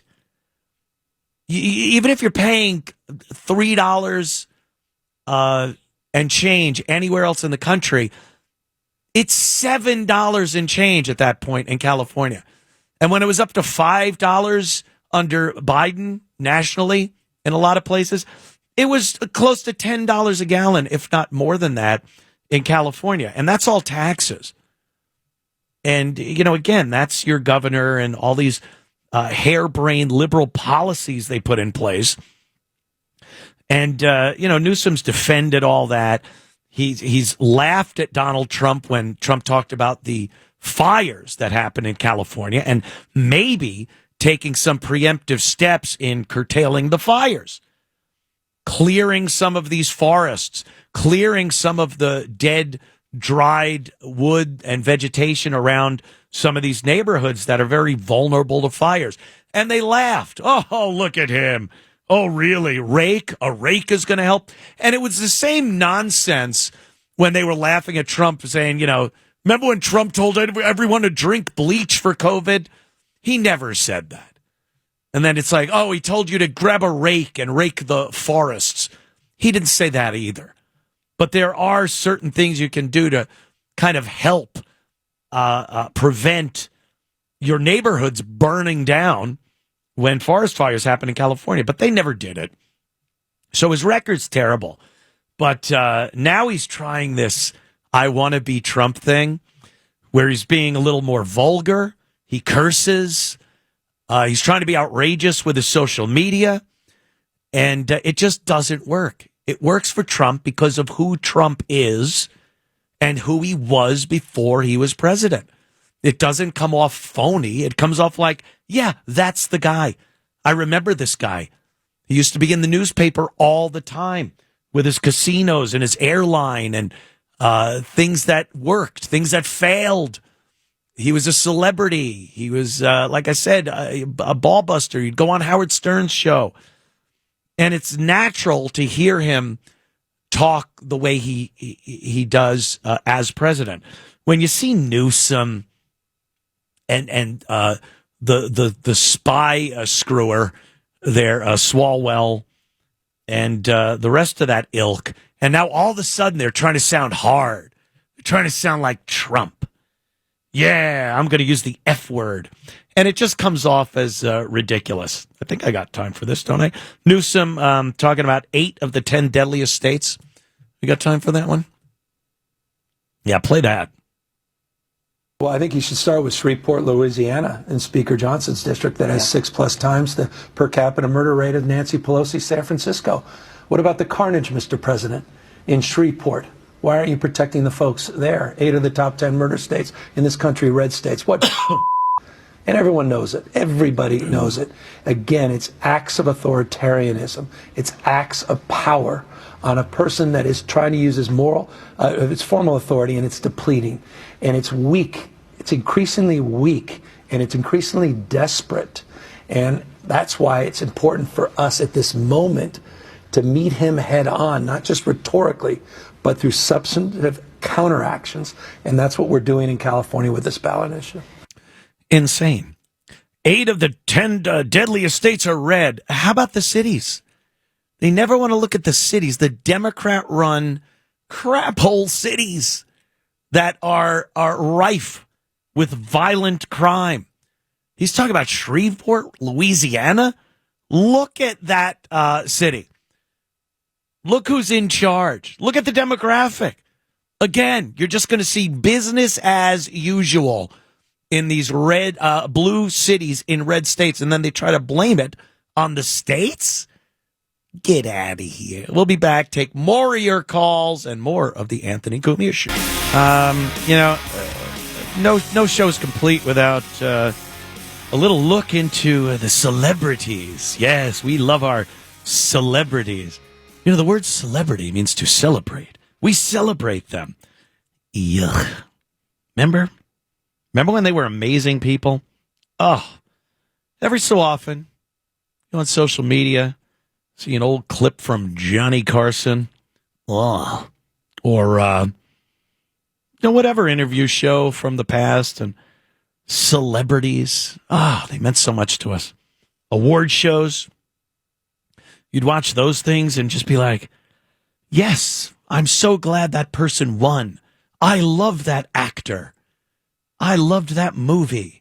I'm glad they won. Now, I couldn't get through an award show. Everyone that steps up there, you're like, oh, this idiot. Oh, this guy. Remember them talking about this, trying to tell you how to live your life from the ivory tower, the gated community? As they pat each other on the back. No one cares about celebrities anymore. And forget about what they have to say. Oof. So our most recent duo here of idiot celebrities, Jack White. You may remember Jack White. He was part of the White Stripes, the singer, guitar player. And He was scorned because he had scorned the Trump administration on Wednesday after the White House called him a washed-up loser. This is... You know what's great about the Trump White House and the Trump administration and their access to social media? They know what kills these people. The worst thing you could tell a celebrity is that they're washed up. Oh, they'll say it's fine. Oh, really? Am I? That's all celebrities think about. You know, you're only as good as your last movie. You're only as good as your last song. And let's be real here. Jack White hasn't really been tearing up the charts with anything he's done. So calling him washed up does hurt, no matter what they say. In a lengthy Instagram post, White retaliated against the White House Communications Director, Stephen Chung, calling him a has-been with an anti-Trump screed that questioned President Donald Trump's humanity and called him a con man and a lowlife fascist. Man, the fascist thing. Can you just have a touch of, be in touch a little with reality? Is he really a fascist? Are you not allowed to do every single thing that any other American is allowed to do by rights in this country? But the fascist, the fascism of hearing opinions you don't like? Is that the fascism? Yes, sorry. Jack White said, no intelligent person could defend this lowlife fascist, this bankrupter of casinos. I love how they pull that one out. This failed seller of Trump steaks, Trump vodka, Trump water, etc., he wrote. This man and his goon squad have failed upwards for decades and have fleeced the American people over and over again. The Seven Nation Army singer, they have a song from years ago, came after Chung slammed him for mocking Trump's new Oval Office decoration in a statement of the Daily Beast. Jack White is a washed-up has-been loser, posting drivel on social media because he clearly has ample time on his hands due to his stalled career. I gotta be honest. That kills you. If you are Jack White and, you had hit songs and you're playing to packed arenas, being told that you're frustrated and have ample time on your hands due to your stalled career, that'll hurt. That will hurt. I talk to Sid all the time about, because we've both been in trouble, Sid Rosenberg and myself, in the radio business. And when you're on the outs, when you're down in that valley of your career, hoping to hit another summit, anything people say about you, it does sting. It does sting. I don't care what anyone tells you. I don't care. No, I don't care. Oh, you care. So Jack White apparently did care. It's apparent he's been masquerading as a real artist because he fails to appreciate the, quite frankly, disrespects the splendor and significance of the Oval Office inside of the people's house. Here it is. I guess White said something to the effect of, look how disgusting Trump has transformed the historic White House. It's now vulgar, gold-leafed and gaudy. Professional wrestler's dressing room, the musician said. So they've been going back and forth on this thing. I personally kind of like the White House, how Trump has done it up. I mean, it's kind of the thing with a president. They get in there. He's not a fascist. He's not a dictator, so he's not going to be there forever. The 2028 hats and jokes are hilarious. And I love how it gets people so upset. He's going to try to run again. He isn't. Don't worry about it. But it's a great joke, and he knows it upsets people, so that's why he does it. But the different personalities that the Oval Office has had over the course of the years is part of picking a new president and them having an influence not only on the country, but on the Oval Office and the White House over the course of their tenure. It's always been that way. Remember stupid Jackie Kennedy, going around the White House, putting all her little things in. They did a big interview with her, and she's walking around going, well, I decided this room should be blue, and she sounded drugged out. Oh, it was great, though. And that's what we look for. Well, personality. Trump loves gaudy and gold leaf. And it's not strippers up on the wall. He's got patriots, past presidents, busts of world leaders and civil rights leaders. And then someone else comes in and they could do what they want. That's how it works. But again, they hate it. They hate anything this guy does. They don't want him to have any influence over anything as president. The other jackass is Sarah Silverman. Ugh, this one. Another one who her comedy gets the excuses and what I like calling the convenience of context. She's done certain bits on TV shows in blackface, like offensive old school minstrel show,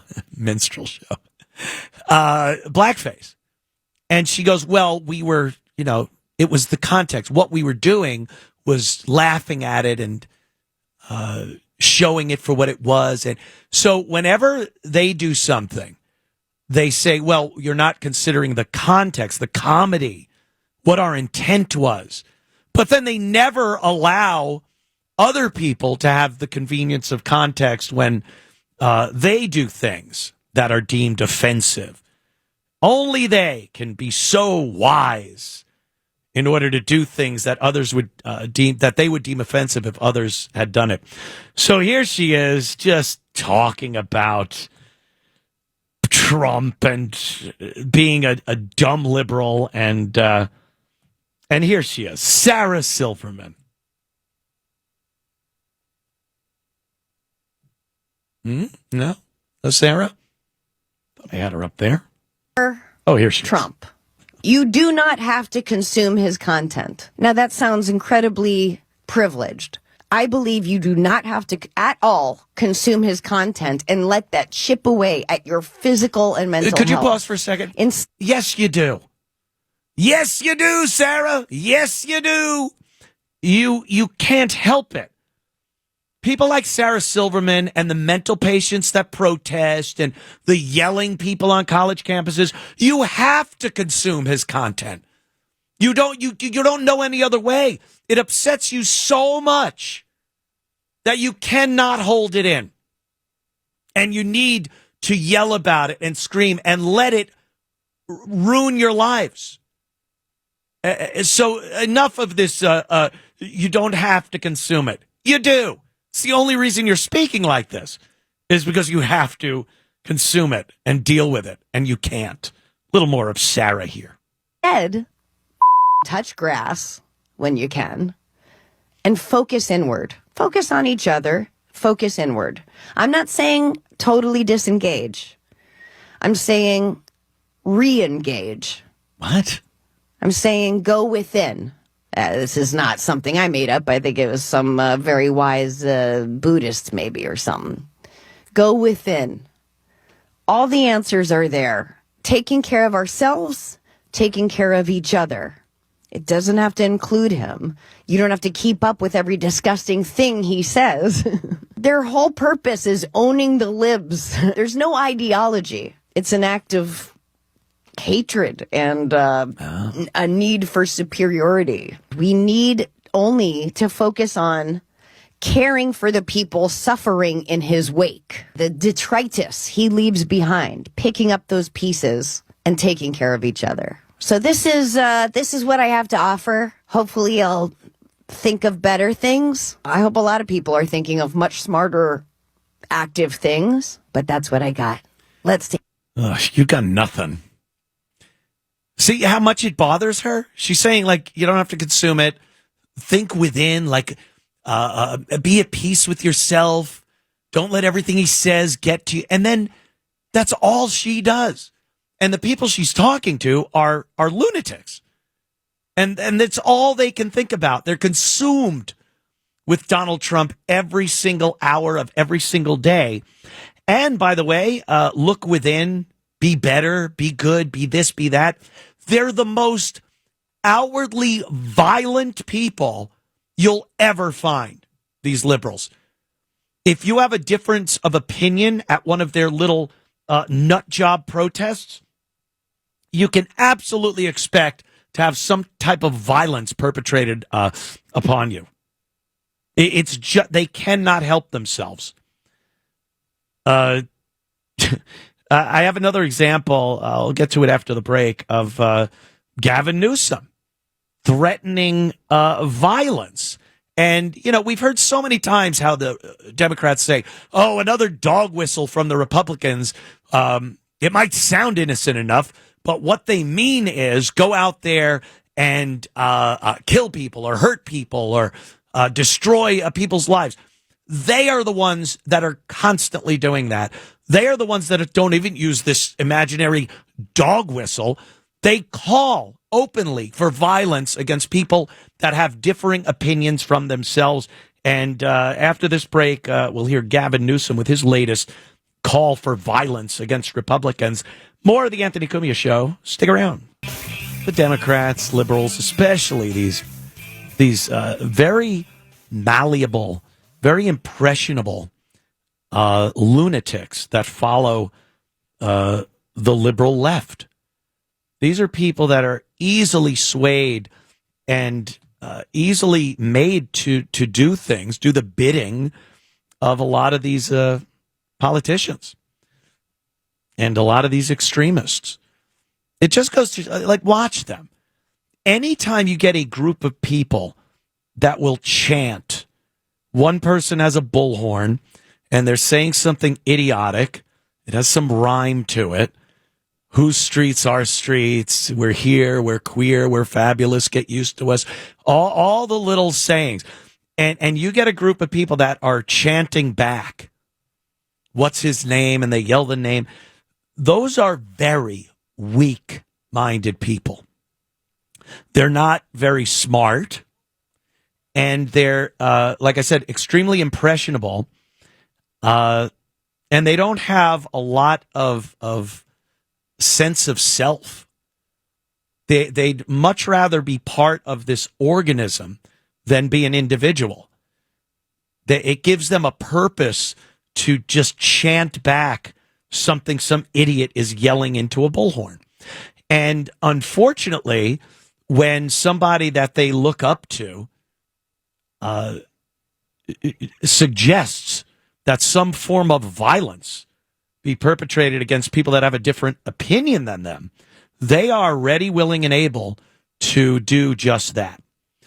And as I said before the break, a lot of Republicans are blamed for the dog whistle. One of my favorite, of course, was Trump using the term bloodbath during the campaign, saying that if Biden or Harris, whoever it was at that moment, was elected, that the auto industry and Detroit would see a bloodbath. There would be a bloodbath in the loss of jobs and money in the automotive industry. It's a term that has been used forever on Wall Street and in the financial circles. A bloodbath does not mean literally a bath of blood. But again, you're dealing with the dumbest of the dumb. So they considered that a dog whistle. The media ran with it. Trump promises blood in the streets if he doesn't win. They really did this.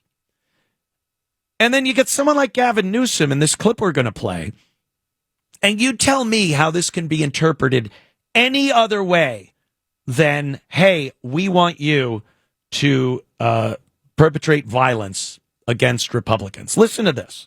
This is radical rigging of a midterm election. Radical rigging of an election, destroying, vandalizing this democracy, the rule of law. So I'm sorry. I know some people's sensibilities. I respect and appreciate that. But right now, with all due respect, we're walking down a damn different path. We're fighting fire with fire, and we're going to punch these in the mouth. Punch these SOBs in the mouth. Dog whistle? You try to interpret that in another way, where he meant the mouth of the imaginary person that we... No. He is telling his followers, who, there are plenty of them, and they are impressionable, and they are stupid, to punch people in the mouth. That's our new way. That's what we're doing. Fighting fire with fire, and we're going to punch people in the mouth. But again, your cowardly, lying mainstream media will never present Gavin Newsom as someone advocating for violence against these people. These people. Who are these people? Let's see. We'll take a little call from Matt here in the Bronx. Matt, what's up? Hey, Anthony. So a quick comment. I'll definitely get to my comment in 2 seconds. Cool. But with regard to the lunacy that pervades all our institutions, the media, left-wing lunacy, a voice of clarity and correction to provide a little sanity. Yeah. I don't know if you're familiar with him. It's Dr. Paul Craig Roberts. Have you heard of him? I have not. 3 names. I'm very suspicious of 3 names. John Wilkes Booth, Lee Harvey Oswald. Okay. So he was actually in the first Reagan administration. Yes. He actually was engineered Reaganomics. He was in the Treasury Department, but he writes extensively on a broad variety of subjects, including the school problem, the crime problem, the problem with regard to concentration of the mass media. He used to left-wing corporations. Yes, he would fill the jelly bean jars on my desk when Mommy couldn't get in. To the Oval Office. Thank you. Yes, something like that. Something like that. Yeah, but I would definitely suggest checking him out. It's Dr. Paul Craig Roberts at paulcraigroberts.org. All right, Matt. So let me get to my comment. Yes, get to your story about the troops and Trump and dealing with crime. What's up? Okay, so wokeism in and of itself and left-wing ideology is actually in a large part responsible for the surge in crime that you find in the cities. Because particularly with regard to the black inner city, with regard to the summer of 2012 when you had the George Floyd riots, what that had the effect of was actually having the police pull back on actively enforcing the law on people who were actively engaged in criminal activity. We saw that, and the excuse that was given was they need room to destroy. They need room to blow off steam, and it made this. It emboldened them to just be worse and worse and worse. And now you get looting without the riot. Now every day, stores are looted. Literally looted. It's not shoplifting. When there isn't even a riot going on because of what we saw during the George Floyd nonsense and whatnot, Matt.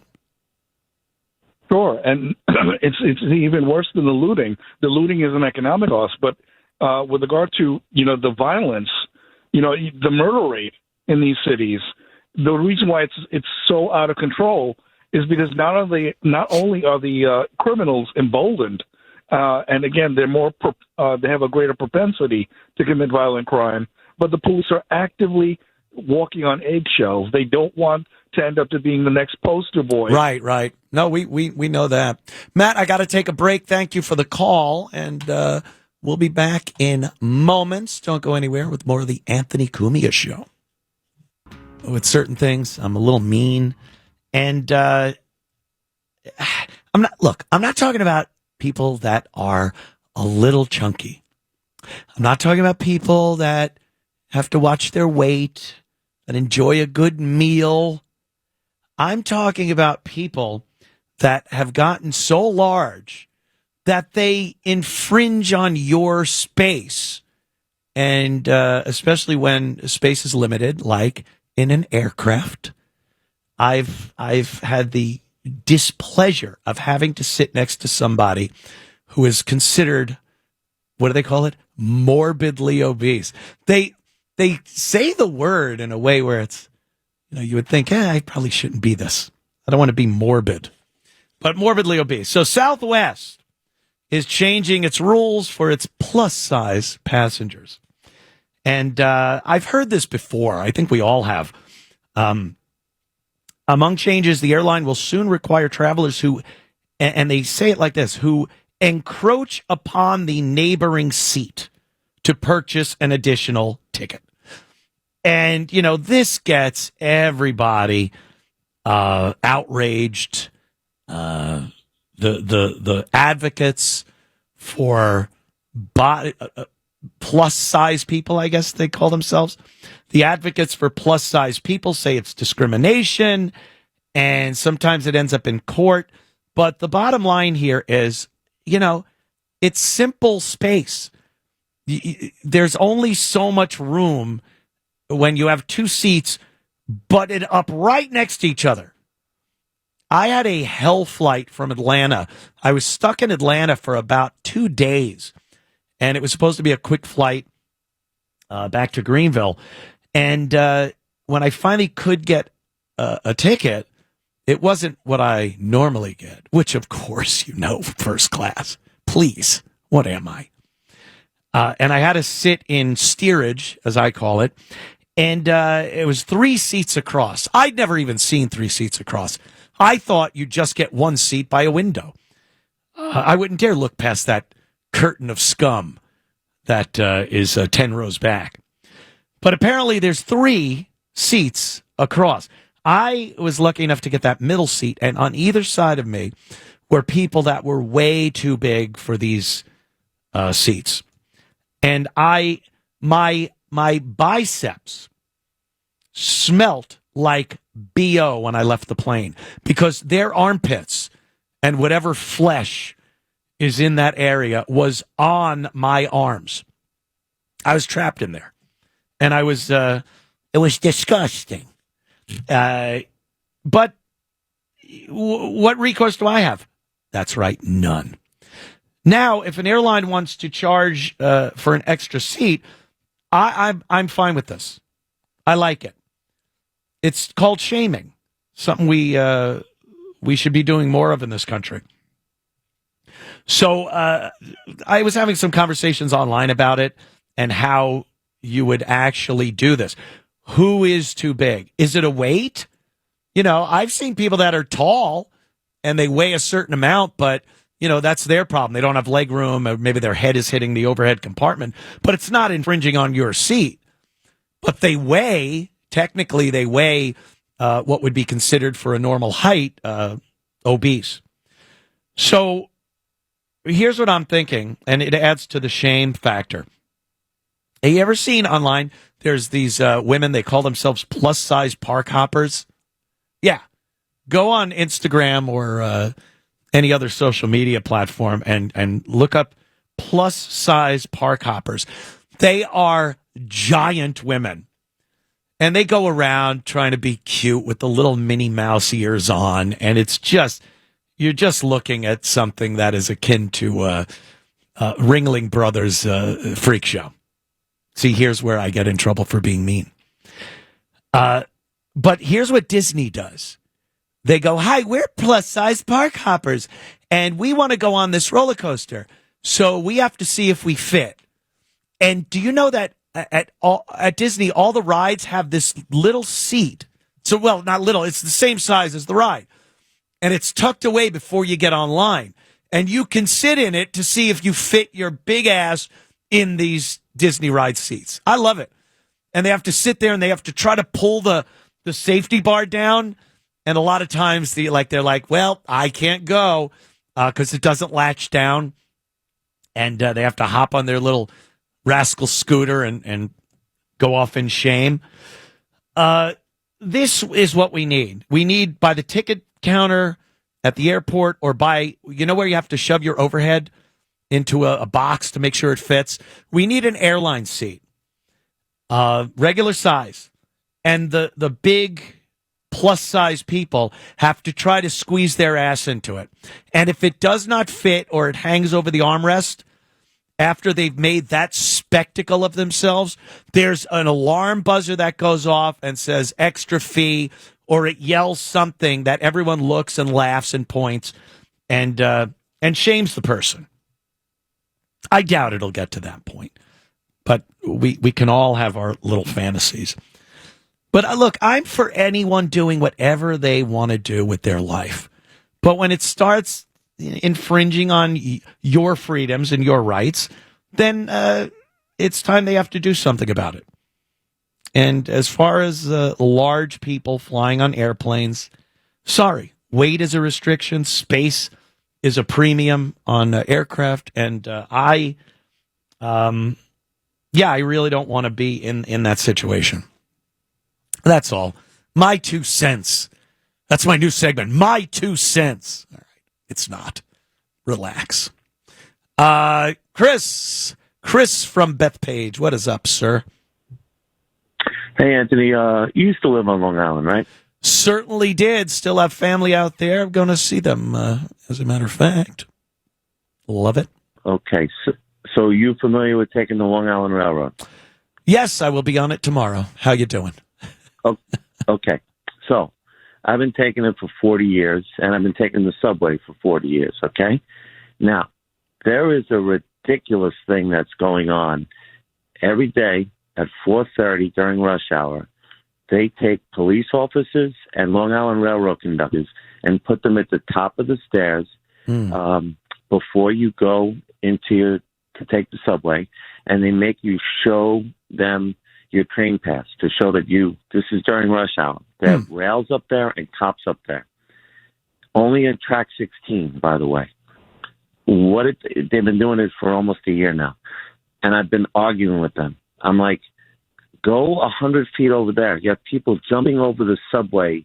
The turnstiles. That's, of course. Ugh. And they lost, Anthony, they lost $700 million last year. $700 million the MTA lost. And then they want to raise the price on the people, the suckers, the saps that actually pay to use that disgusting public transit system. Right. And plus congestion pricing, too. Yeah. That was a result of that, too. Like, just think about it. It's so ridiculous. Now, I've taken videos there. I've gotten in trouble. Because the cops will come over to me like, what are you doing? I'm taking a video to show how ludicrous this is. First of all, you have conductors making $100,000 a year that when you get onto the train, they come and they look for your ticket anyhow. Why are you checking it here? Why don't you just go over there? Please, police officers, I love you. Go to where the people are jumping over the turnstile. Yeah. Please. You know what else? It makes no sense. You know what else has to be done, Chris, also to save resources and time and actually be effective? And here, people don't like hearing this word either. Profiling. We need profiling. Remember for 10 minutes when Kathy Hochul, the great governor of the state of New York, said she's going to make the subways and the trains safer by having checkpoints where they will search people before they go into the subway. Remember that 10 minutes? Well, what were they doing? They were searching the pocketbooks, the little purses of little Asian women going to and from work. And, because they have to search everyone. So they waste time doing that when, look, we all could look at a line of people looking to get in the subway and determine who might need to be searched, who might need to get a closer look and see if they have a weapon on them, if they're going to pay at all to get on the subway. But profiling has become a bad word, but it follows patterns, and it's very useful in crime fighting.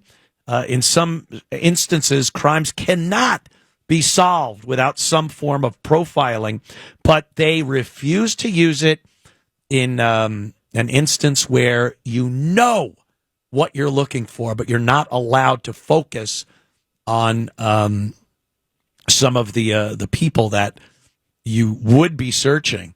It's terrible. Anthony, you're 1,000% right. Yes, sir. Think about this. We know who jumps, and I see it. Believe me, I see it all the time. we know who jumps over the turnstiles all the time. Like, Yes. we've seen the people. We know who they are. We know what they look like, right? Yeah, yeah. So to fix that problem, they decide to have congestion pricing. Who does that affect? Who drives into the city? Is it That's pretty much white people? Average coming from Joe going to work, Right.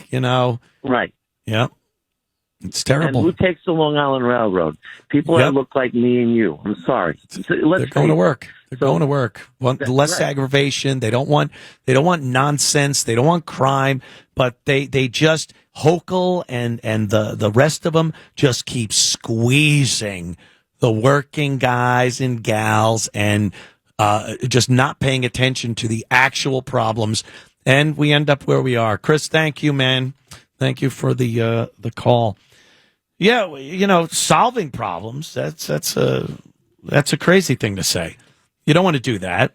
You want to squeeze the people that are actually paying to come into your city and keep it running, do the jobs here in the city. And when they look at the end of the year and go, well, we're not meeting our budget, and you look at why you're not meeting it, and you realize people are leaving.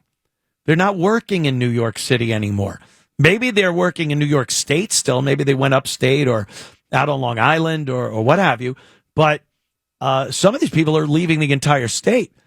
But you leave New York City, and if enough people leave and they're not there to pay these outrageous prices for MTA and the congestion pricing, who's going to make up that budget? Who's going to pay when all that's left are people that are jumping turnstiles and mental patients that are pushing people in front of trains? It's amazing there's anyone left. Is my take. And I moved out. I moved down to South Carolina, and I see people in Greenville in that area, and they don't want people coming in. They do not want outsiders from New York coming into their cities and states. It's a red state. Greenville's a nice city. I enjoy it. I enjoy the rights that I should have in any state I want to live in, especially when it comes to First and Second Amendment rights. And they have every right to say, oh, New York. I had to sell myself to these people. Whenever I was talking to people down there in South Carolina, and they'd go, oh, where are you from? New York. Oh, instantly they're like, oh, boy, great. So what are you going to screw up? Who are you going to vote in? And I'm like, no. You don't have to worry about me, my friend. And then you pull your shirt aside and you flash a holster on your hip. A nice big fat 45 in there. And then they go, oh, okay. I could see you're one of the good ones. Yeah. But there are plenty of people from blue states that have voted and destroyed their state. And they just moved. Poor Texas is a victim of this. The California imbeciles that have picked up and complain and bitch about taxes and the lack of ability to do things because of regulations. And then they move to places like Austin and Dallas and they start wrecking that. So, yeah, I might be new to South Carolina, relatively speaking, but I don't want to see New Yorkers there either, unless they, show me a pistol on their hip. So it's got to work. That's how things work in the big city. What other things did I want to get to? Oh, God, please, Jasmine. We can't end today without talking about the great Jasmine Crockett. It does look like Texas had some sense, and she might be losing her seat. I think this is it a done deal? Because I go back and forth. I see that, and the Wolfman guy, he's losing his seat. But Jasmine, she's just been bad-mouthing Trump and the administration and anything good, fighting crime, having some type of respect on the world stage. She hates it all. She's very racist. She is pro-reparations, which is just mental. And she's saying that MAGA people are the unpatriotic ones. Let's listen. And to be clear, you can wave all the flags you want to, but I am telling you right now that the most unpatriotic people that we have in this country are MAGA and this president. We are the real patriots, and it is time for us to take our flag back and show people what America is about. You can't say that you love the Constitution while decimating it with every single stroke of a pen for an executive order, while decimating it, while you are disrespecting our troops that have signed up to protect our freedoms, not just here, but abroad. And then you're taking people's freedoms away using those exact same troops. Whose freedoms are being taken away? That's what I want to know. Illegal aliens by deporting them as per the law says? What constitutional rights is he trotting upon or taking away from people? Because that would be something that a court, especially the Supreme Court, would have a say in. Meanwhile, I haven't heard the Supreme Court have a decision about Trump infringing on people's constitutional rights. And as far as the flag goes, lady, take back the flag because the left and Jasmine Crockett are so patriotic. They have done nothing but prove their disdain for the flag. They burn the American flag. They hate it. When people wave it, they throw things at them. They'd rather wave the gay flags of other nations, any other flag than the American flag, which MAGA waves with pride. They wear it with pride. But because Jasmine Crockett said that MAGA is unpatriotic and they are the patriots, well, I guess, that's it. It's been debunked. That's how they debunk things, by the way. They just say it. It's automatically debunked. All right. We still got a little more left. Don't go anywhere. More of the Anthony Cumia Show in moments. She was talking about a recently deported mother and daughter. Yes, Donald Trump, that tyrant, that heartless, if I could only use vulgarities here. He deported a mother. And the daughter went along with the mother. And Kathy Hochul had to speak out on this.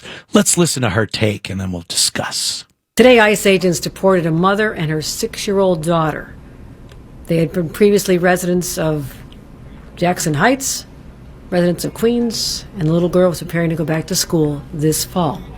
But instead, a short time ago, they were ripped from their homes, sent to a detention facility in Texas 2,000 miles away, thinking they might still have hope to return to their home, the only place the little girl has ever known. But instead, today they were sent on a plane and sent to a foreign country for this little girl. This is cruel. And I say to those who did this, where is your humanity? President Trump, you said you were going after the worst of the worst. You think she's really the worst of the worst?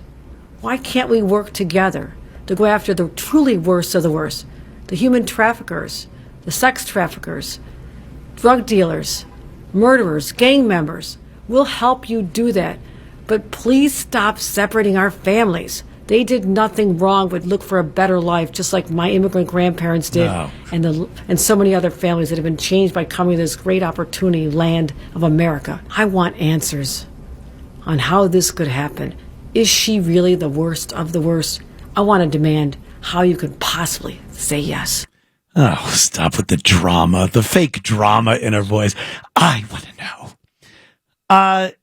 First of all, the worst of the worst? Yeah. When he goes after that, what do? You pardon the criminals so that ICE can't take them from New York and deport them. Criminals. You've given pardons to people, illegals, so that you can set them free and ICE won't have them, won't be able to grab them up in New York. So you lie about that. The other thing is how is Trump doing something bad here? He's keeping the family together. I guess he's just deporting the mother. I don't know if the kid's an anchor baby. She made it sound like the child was born here in the United States, which would have given the child citizenship. So the kid could have stayed and gone to school. She have any other relatives?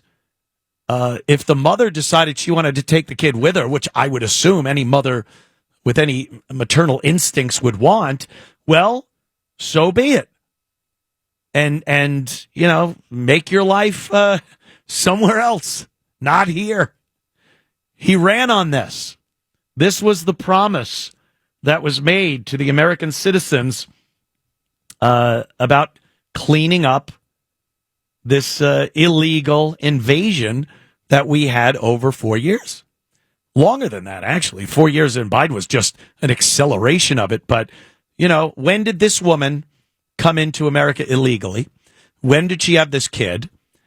And why not blame the administration that was in place when she did that? Because now Trump is just cleaning up the mess they made. And look, keeping families together. But she, all dramatic, Kathy Hochul. Oh, and I demand, you demand nothing. You demand nothing. You've been terrible. You've tried at every turn. Donald Trump trying to clear illegals out of your state. You have fought it tooth and nail and wonky eye. Tooth, nail, and wonky eye. You fought to try to keep illegals in this state to the financial detriment of the state, to the rise in crime in the cities. That's what's happening. So Trump is cleaning up the mess left by the previous administrations. So stop with the drama. And here's Chicago Mayor Brandon Johnson, and he's got a problem with Trump's fighting the crime in D.C., saying that he wants Chicago to be next. So why wouldn't he have a problem?